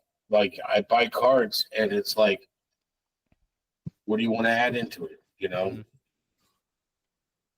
Just for those who don't know, Magic the Gathering is very similar to like Yu-Gi-Oh, Pokemon. Way before. I know. I'm just our generation would be more familiar with Pokemon. So it's the same kind of thing. Trading cards, you get the little booster packs, you buy main decks, and I used to play that when I was a kid too. So I didn't really have anybody to play it with after middle school though, so I stopped. Well, it came out when. It came out in what, 96? Yeah. So the game's older than we are. And I was in high school. Yeah. So, yeah. It must have been awesome back in the 90s. Yeah, my mom did not like that game. She thought I was into summoning demonic things and tore up my cards. And I was like, yeah, Mom, that was a bird maiden, you know. It's a 10-cent card. Not sure what you think you did. Yeah. But Sebastian loved to play D&D. He liked to play Magic the Gathering. Was he good? Aside from just the deck? Yes, he was good because, well, I've got 1, 2, 3, 4, 5, 6, 7, 8, 9, 10. I've got 12 commander decks. Mm-hmm. And he's played all of them. And he knows his way around the game. Yes. It's good for reading. It's good for memorizing. It's great for math. It's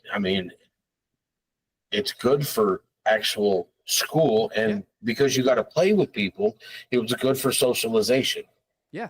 Of course. And that's the thing is especially with a game like that, at tournaments, yeah, as you were taking him to? No amount of being on the autism spectrum is going to make you stand out at a Magic the Gathering tournament.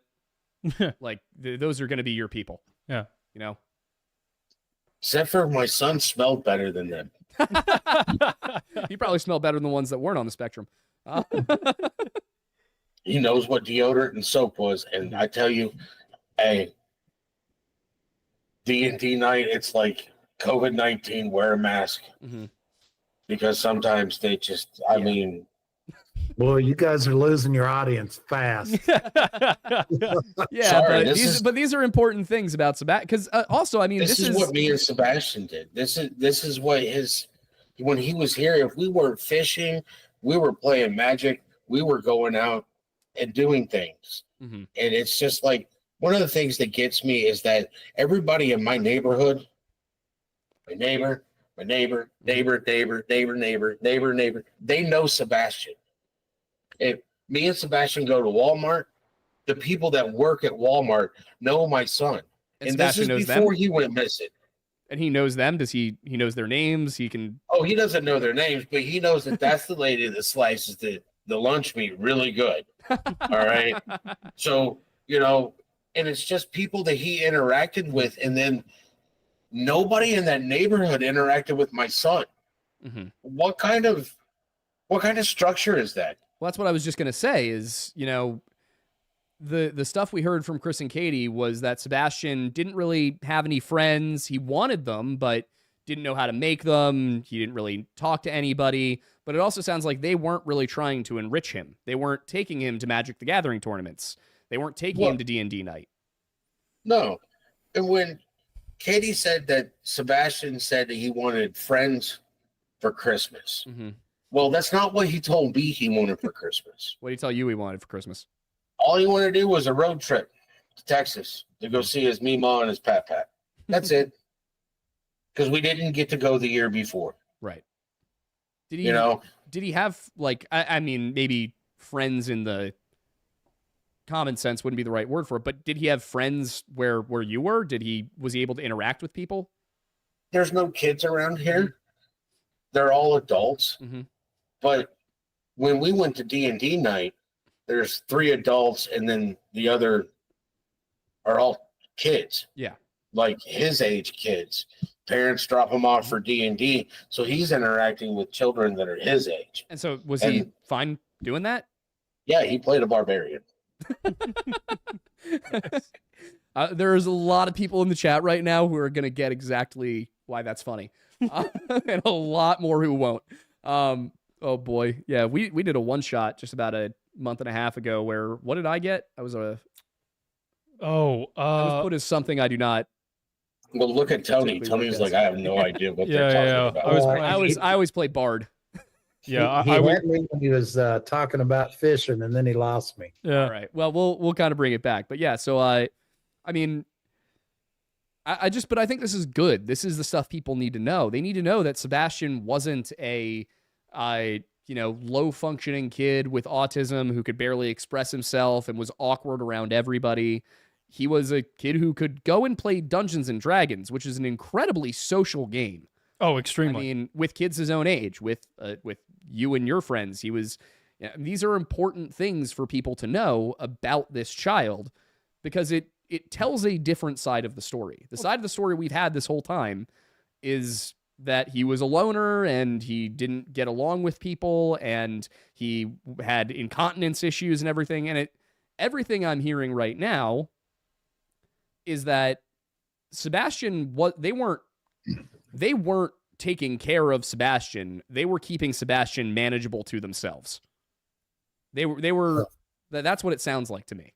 Aiden, let's just how children grow. Yeah, let's just we've laid all the cards out on the table tonight. I think you guys would agree with that. Yeah. So let's just continue to lay the cards on the table. You guys have both Aidens have probably had pets at some point, correct? Yeah. Dogs, etc. I have two. Have you ever rescued a dog before? Rescued a cat, technically. Well, my girlfriend and I did rescue a husky. She started the rescue, but then she moved in 3 weeks later. So yeah, my girlfriend and I adopted a cat that just kind of wandered up to the house one day and kind of claimed us. Mm-hmm. So that's how cats do so it. If you rescued let's just say a dog, a puppy, etc., that's been beat, that's been abused, whatnot, and then you bring it into a good home, for a long time, when you reach down to pet that dog, what does it do? It's skittish, runs away, or it snaps at you. What else does it do? Pees itself pretty frequently. Correct. There you go. That's that's along the lines of what I meant when I was saying I didn't want to go too deep into it with the incontinence. Yeah. But yeah, that's the heartbreaking part. Everything to me just sounds like it was an abusive situation. Which I mean does give reason for him to run away.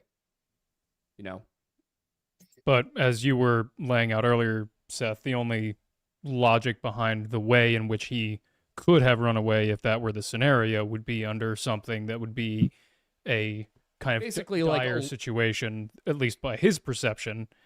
And in that instance, like you said, there would have been to some extent. It sounds like there could have been an ongoing issue and then a straw that broke the camel's back. Yeah. Which, I mean, I got angry at my parents and ran down the block several times when I was a younger man. So, Seth, you made the comment that Sebastian had never done anything to harm Faith, and of course we know that from talking to Nina. But he had never done anything to harm any child, for that matter, had he? No. I taught my son that we're men. Mm-hmm. Men are protectors. You protect those that are dear to you, that you love. Mm-hmm. Period. Yeah, I'm dealing with a lot of emotions right now. I apologize. I can only barely scratch the surface, I'm sure, as compared to what you're dealing with on your end.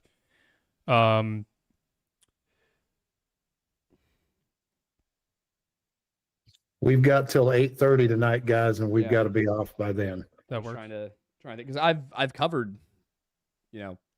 essentially everything that I wanted to ask. I think one of the reasons I think it's important that we talked about what life was like for you and Sebastian at your house, and hearing a lot of these positive stories kind of helps the audience and anybody that would watch in the future recognize, who Sebastian is as a person, what he's like, and kind of what you alluded to much earlier in the night is like, he is approachable. He is someone that you could have a conversation with. So if, for people watching, if someone were to, by chance see him or encounter him, what would your recommendation be? He said to call the police. Call the police, but call 911 immediately. Yeah. Because a lot of people don't want to get involved. Yeah, the bystander effect is crazy. Just call 911. Tell them, hey, look, I think this was Sebastian Rogers. I'm at this address. And let law enforcement show up and do their job. Yeah. I am curious. If he were to have run away, is there anywhere you think he would have gone? or at least tried to go to? My house? Your house? Is there anywhere else? Not that I know of. Would he have an idea of the route to your house? Yes. He would know it well enough to try and follow it? Yeah. I mean, it's not that hard. Mhm. I mean, it's straight down Log Hollow, make a left, make a right at the Sonic, take it all the way to the interstate, and then take 24 all the way north. Gotcha. Is there any chance he would have asked for or accepted a ride from someone to your house? Only if he knew them. Did he have any experience with public transportation? No. So he wouldn't have known how to get on a bus? No, and you got to be a particular age to get on a bus. Really? Yes. What Welcome age is to that? Tennessee. Must be a Tennessee thing. It is a Tennessee thing. And I think it's 16. I was gonna say that's we're from a much more metropolitan area, so Yeah. that's probably to do with it. Yeah, that makes sense. Got any trains that go that There way? are Like No. regional trail, like rails? No. no. I was thinking, yeah, because that's what I was thinking is if he knew that there was a rail stop, he might think to follow the rail tracks. But No. And we checked the Greyhound bus stations. We checked CTS. I mean, and we're talking about 3-4 weeks every day, Mhm. driving 24 all the way to their house. Well, not to their house, but to Goodlettsville, Mhm. Long Hollow Pike. Every day, driving every day, looking for him, just to see if he was en route.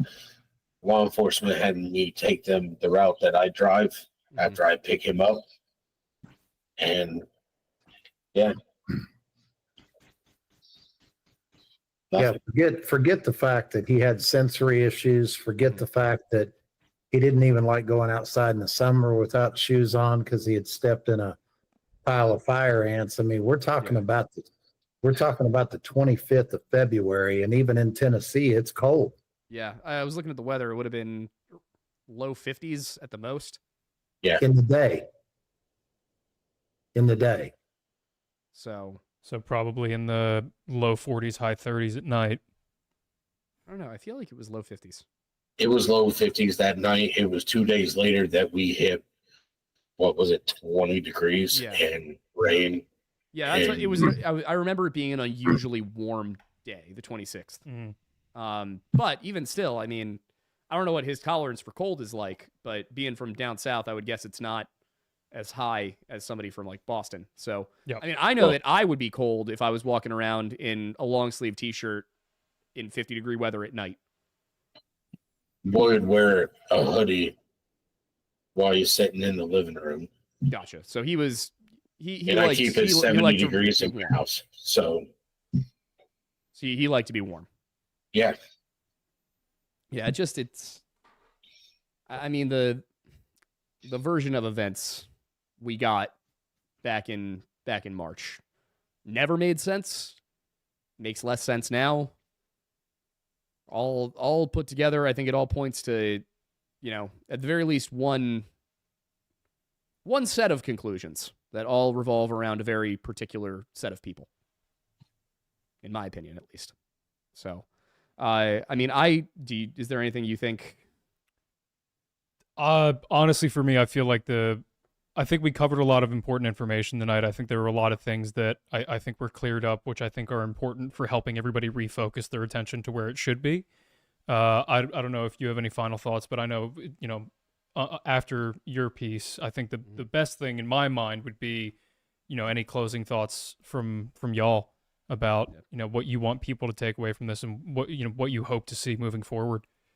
I'd like people to remember that there is a missing child. Mm-hmm. Nothing else really matters to me. Nothing matters except for Sebastian. See something, say something. If you see somebody that looks like Sebastian, you think it might be Sebastian, please call 911. Mm-hmm. You're sitting there talking to somebody, show them a picture and be like, hey, if you see this child, call 911. Word of mouth still spreads faster than people realize. Mm-hmm. There's going to be I don't like to address it, but the hate channels are going to be there no matter what. I feel sorry for them. You know, I pray that the karma that they're infusing doesn't come back to bite them. Mm-hmm. But my son is missing. Sebastian Wayne Drake Rogers is out there. And if you see this, son, please call 911. Tell them who you are and tell them where you're at. Please. And if you guys could share the flyer with his name on there, his picture on there, I'd appreciate it. Is it correct that the Amber Alert date has been changed to February 25th? The FBI has changed it. I don't know if TBI has, but just get his picture out there for me. Mm-hmm. I always had a feeling that was a mistake on their part. I would like to ask for some prayers for Detective Brandon Carter and Sheriff Craddock. Those guys are working hard. You know, the people that love to say that they just don't have any evidence. I can tell you that couldn't be further from the truth. These guys are working relentlessly to bring answers to Seth, to the community, to the family. And they are going to get to the bottom of this. And quite frankly, I believe it's going to be sooner than later. I sure hope so. Me too. I think we all do. I mean, we're in routine communication with them. I mean, we just spoke with him yesterday. Wasn't it yesterday we talked to him, Tony? Yeah, almost daily. Mm-hmm. Which is good to know. Do you have any idea what the situation with Chris and Katie is? Are they talking to law enforcement? Do you know? We do know, but we can't say. Okay. We do know that SF isn't. Well, SF told us that himself. Yeah. He cleared that up nice and well. What a if their PI isn't in communication with them, let's use them. You know. Yeah, I think the inference is pretty easy to make that, you know, if their PI, who is really more of a public relations person at this point than a private investigator, if he's not talking to the cops, then I doubt that they are talking to the. We haven't seen Katie in months. I heard rumors she had lawyered up. So wonder if her lawyer will come on the show. We also wanted to tell both of you guys that we are eternally grateful for you to lend us a platform of this size to not only clear up a lot of these rumors, but more importantly, to be able to talk about Sebastian. I am happy to be able to do it. I would have preferred to talk about Sebastian more, but I understand there's people that want to continue with the rumors, and they need to stop focusing on you and start focusing on Sebastian. You weren't there. You were at work that night. Like, your alibi is as airtight as it can be. Just want to find my son. I know, and believe me, I can see that. I think the best thing that could possibly come from this is that everybody finally recognizes that, you know, that is the truth. Yeah, you know, I think that the best thing that can come from this is that we have now put to rest anything that has been said, and in my opinion, moving forward, anybody who continues to dwell on some of these things that have been discussed tonight, especially since essentially all of these rumors, the claim is that they derive from things Seth said. Yes, and now we have Seth categorically denying. At this point, focusing on anything other than looking for Sebastian is a categorical waste of time, and I think everybody needs to recognize that. It's a distraction. Yeah, it's a distraction. It's a distraction, and only those that are guilty want distractions. Yeah, I want my son. Mm-hmm. And I think that's very clear. You've, throughout this conversation, have expressed that you wish we could get it back to Sebastian. And I've had to remind you, like, hey, there's things we gotta explain to people before we can do that. But hopefully now that we've done that, the focus can go back to being on Sebastian. The focus can, I'm sure there's going to be a litany of reviews coming up tomorrow where you have the same exact people as always reviewing this live stream, complaining, But the fact of the matter is, I don't think that anybody can sit here and listen to what you've said and say that you don't want to find your son. It's the only thing that matters to me. Yeah. So if we can be a small part in helping with that, that is all we want. Well, and Tony, you thanked us, but I want to thank both of you guys, and we both do, because for as much as you may appreciate us having you on, we appreciate you guys coming on and being willing to continue to put the information out there, to put the focus out there. Seth, obviously, for you it goes without saying, but we're just proud to have been able to create a platform that we can help. Yeah. And that's what we really hope, is that this live stream moves the needle forward to finding Sebastian. I hope it does. Thank you, Aiden. Absolutely. Yeah. Thank you guys for being here tonight. I know you guys have to get rolling, so I will release you to your obligations. Thank you so much for being on, Seth. I wish you only the best, and I hope that this comes to a happy conclusion as soon as possible. And until it does, we're going to keep spreading the word, because we want Sebastian found. Yeah, Twitter cannot berate me enough. I will never stop.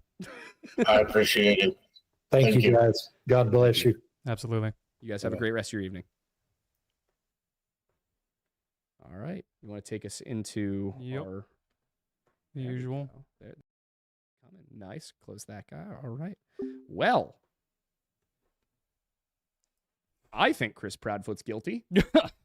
Yeah. Well, guilty is sin, in my opinion. I'll tell you what. There were some things. There were some things that were definitely cleared up this evening. They're not nearly as uncomfortable as the old ones. Yeah. How are you doing this? I like to have it a little bit off my ear. Drive me it's insane. Hard to do that with those. Yeah, I think there are some details I don't know if you were aware of, but I wasn't aware of prior to this evening that were revealed to me. Things about the grandmother. That was new to me. Yeah, that was very new to me. Things about the details of the timeline. Part of the reason I'm glad we really drilled down. There was a reason I was really drilling down on. Yeah. And that is illuminating. Yeah. A lot of extra clarity, I think, came from tonight, if for no one else, us at least. Yeah. I look forward to revisiting this again with new and fresh eyes. I think maybe in another Friday video at some point. Probably. Because I think there's more to uncover here. There's more work to be done. And I feel like we're closer than ever to finding at least the right path to keep marching down to find him. Yeah, I think the most important part now is that, not the most important part, the most important part is obviously still Sebastian, but what I think is important too about those rumors is that it was all floating around. It was, somebody said it here, and he said this here, and nobody could ever actually come up with an example. And what we've got now is Seth has come on. He has categorically denied a number of these rumors. He has given an immense amount of clarity to several others that have shown them to be nowhere near what they are proposed to be. And it is now on the other people involved in these stories to come forward. And if Seth is not telling the truth, it is now on them to come forward and say, that was a lie. They can't keep hiding in the shadows and letting everybody else do the legwork for them. You know? So, I mean, I've said it before and I'll say it again. If Chris and Katie want to come on the show and give their side, I will even be nice to you. I won't enjoy it, but I will give you a fair shake. I gave it to Steve. I mean, you can't watch that interview with Steve and say I was unfair. Yeah. No, not at all. Well, and I got to say, in addition to what you're saying there, I think, and correct me if I'm wrong on saying this, but essentially, for those of you who are watching that have been following this story and that have been doing what they can to help keep the word moving and are on the same page as the goal being to find Sebastian, if you're online, if you're on Reddit, if you're on YouTube and you see people that are slinging mud, Yeah. people that have things wrong. Correct them. If you need to reference this video, please Right here. do, because that was the point of this. The whole reason we did. There's a reason that we did not, take super chats. That like there's a fundraiser. And whenever you encounter that, correct them and remind them, hey, if you're going to focus on this story, let's make sure that the purpose you're doing it is to find Sebastian. Yeah. Because at this point, the only way to really refocus everything is to make sure everyone's on the same page. The whole point of tonight was to provide the page for everybody to get caught up to. Yep.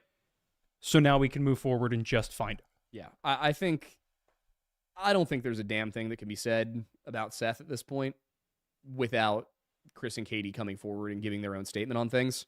And I think the reason they won't do that is because they have said too much and they will trip over themselves. Yeah, 100%.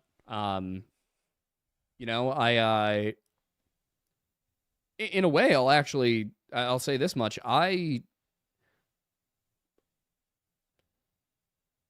do think it's possible now that Sebastian actually did leave that house of his own volition. I mean, not getting caught on the cameras is a feat. To put it as Chris Proudfoot put it, it's impressive. It's, he managed to evade all of the police and everyone. He sounded way too, I might not be acted like, I might have my quotes slightly off, but the point is what the point is. I went over it in the update video. But in order for him to have left that house, it must have been something sudden that caused him to say, I can't handle this anymore, which is interesting if Chris wasn't there. I will say, I understand Seth doesn't want to say anything bad about Katie. I get it. And I understand that it's largely because, if and when Sebastian comes home, he doesn't want him to see that there was mudslinging. At the same time, there's a lot of things Katie's got to answer for. I mean, the way this was played for a long time was that if anyone was the driver, it was Chris. And even I felt that way at the beginning. But I started to have suspicions about Katie over the last month and a half or so. And then a lot of those were, I wouldn't say confirmed tonight, but I was given a lot more reason to believe them tonight. So, who is that? That's my mother. I saw. Do you want to? Do we have one? I can find one. Pull one up. I know we're gonna post the flyer on the channel. Yeah, I think we'll hold off. That's probably we'll because it's kind of, it's a lot to figure out. Yep. Yeah, I think at this point, unless either of the Proudfoots want to come out and have a conversation and do their own version of clearing the air, right, with the intent of finding Sebastian, which of course I highly doubt they will, then I don't see a point in conjecture moving forward about Seth or any doubts about what was said, other than anything that is directly relevant to finding Sebastian. That it is directly a lead up during or after the disappearance. Anything that doesn't directly link with that event and uncovering answers about that event or why it happened is a waste of time. Yeah. I am so angry right now.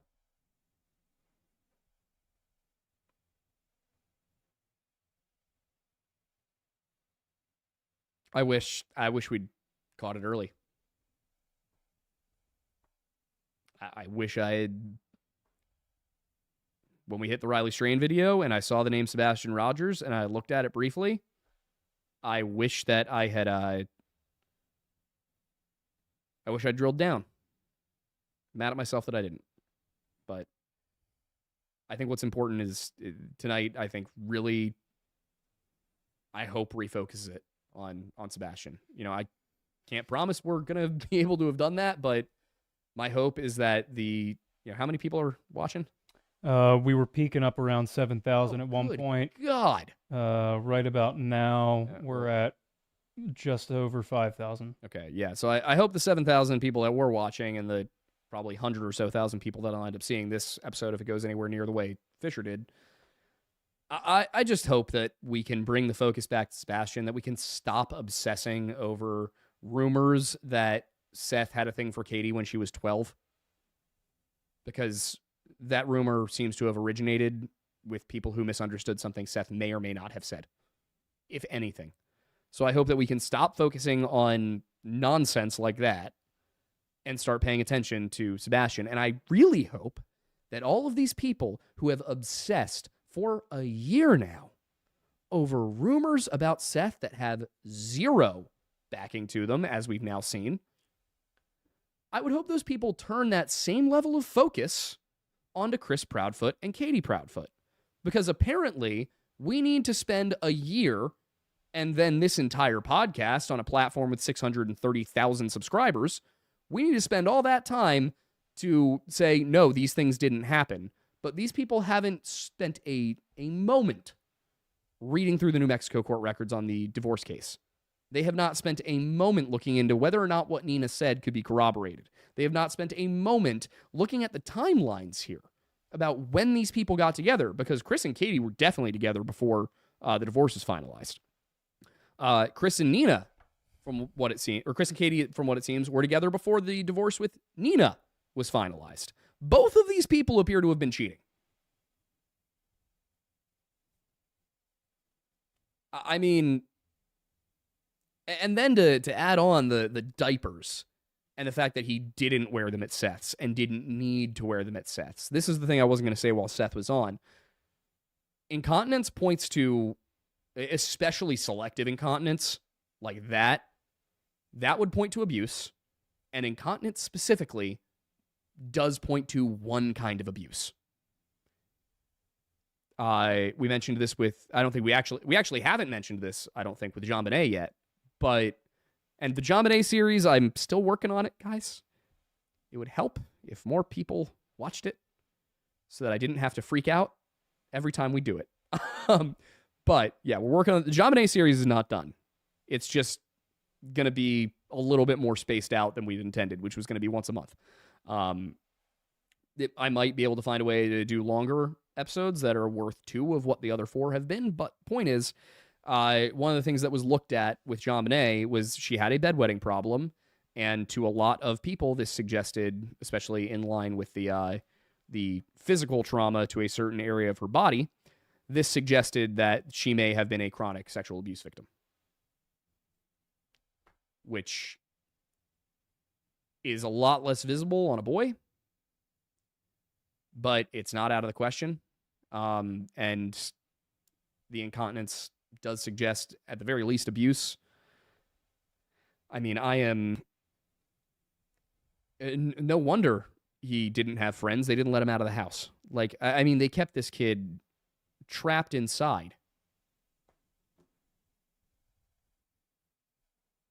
The way they described him, the Proudfoots, was like he was this totally isolated kid who didn't know how to interact with others and was, ripe for being a victim of an older person or an older child.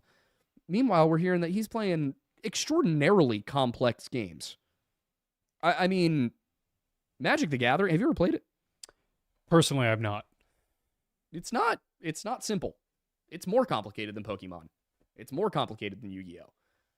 Dungeons and Dragons. Not a simple thing to play. There is a lot to memorize. There's a lot of quick thinking going around. There's a lot of interacting with the people in the room with you.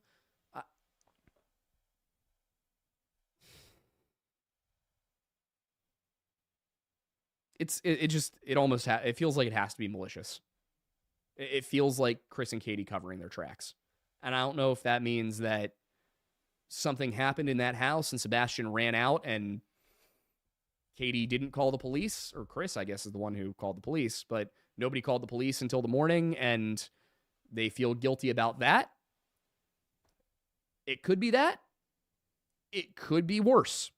It could be something a lot more direct. I don't know which. But the more I learn about this case, the more certain I become, in my opinion, that something happened in that house.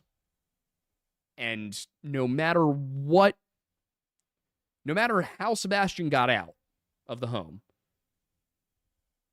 I don't think it's up for debate anymore, in my opinion, that Chris and Katie are responsible. Oh, and at the end of the day, I think it's pretty clear that any lack of transparency from their end is a lack of desire to find Sebastian. That's the other thing. Seth was just here for 2.5 hours. He had to take breaks because he was crying. Understandably so. Understandably so. Chris and Katie won't go anywhere that they're not coddled. I mean, look, I asked Seth a lot of hard questions tonight. Mm-hmm. You know, I asked him as gently as I could, but I essentially asked the man if he groomed his ex-wife. I didn't like having to ask that question, but it was asked. I don't think Katie's appeared in front of a camera in probably over 6 months. And as for what they've said about Sebastian, what they've said about the night, it's been nothing. Most of what Chris even does when he does show up, and he hasn't since December, I think, is he just kind of like pitches fits at people and complains and tries to make Seth out to be the bad guy. And like, he just deflects and deflects and deflects. And the way Seth, I mean, keep in mind, Chris has been in Sebastian's life for half of it. And he talks about this kid like he's a pet. He talks about Sebastian like he's a dog that behaves badly. Seth? I was almost crying at several points. To me, that is what it should look like when your child is missing and you're at a loss. And what do we get with Chris and Katie? It was, barely emotional.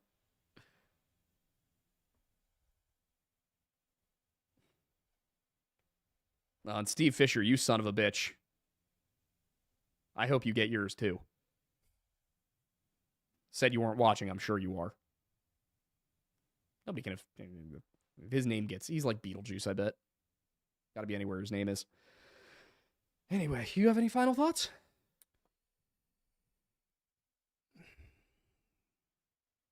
That aren't calls to violence?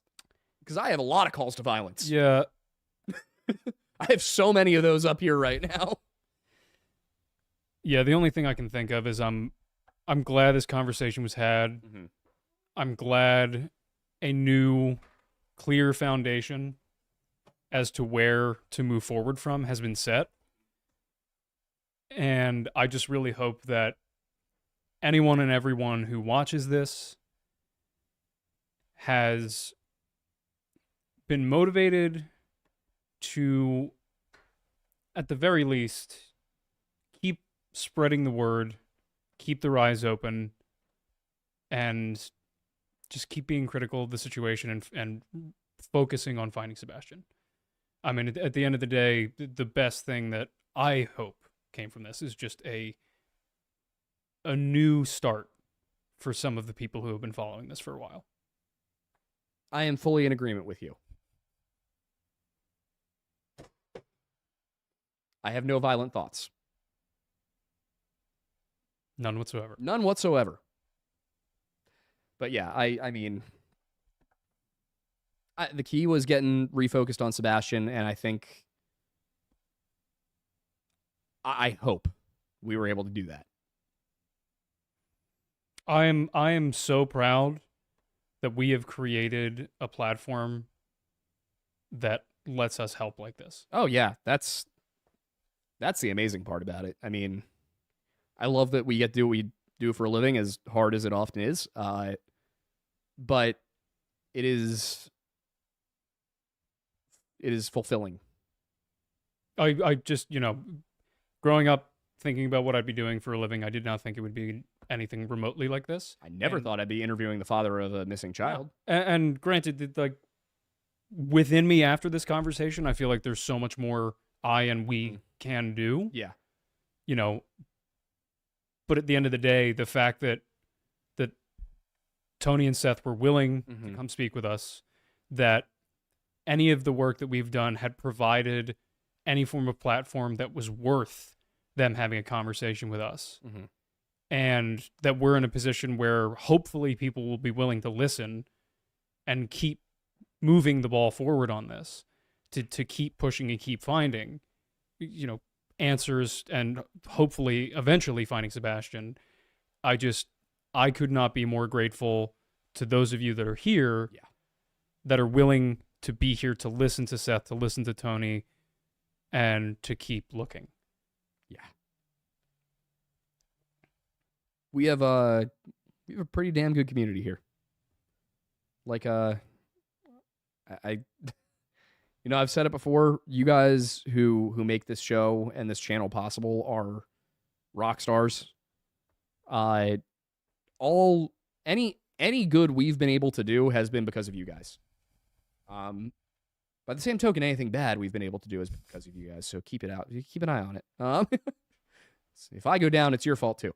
But point is, the good things that we are able to do, the money we've been able to raise over the years, tens of thousands of dollars to that has gone to organizations that focus on fighting domestic abuse, that focus on finding missing children, preventing exploitation, things like that. I mean, I think it's somewhere around like 25 grand that we've raised between fundraisers, helping out with the Appalachia, the devastation they went through late last year. You guys have allowed us to do so much. And I really am grateful, not just for the things that have been nice for us, being able to build a company and a career out of this, but also for the good that it helps us to do. And I hope that as we grow and as we continue to be here, we can offer more and more back to communities, back to victims of things. I mean, that's the crazy thing, sitting here and realizing that now we've talked to Seth, we've talked to not Todd Geib. We've covered so many cases. Tommy Booth. Yep. Talked to Tommy Booth's parents. I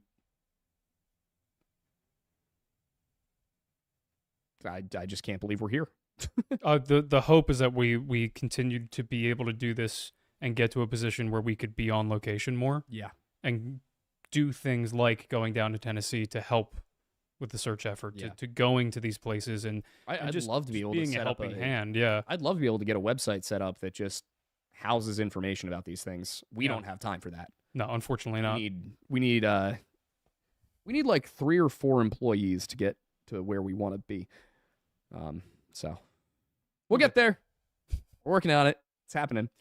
All right. So all of that said, I think it's about time to sign off. It is getting very late.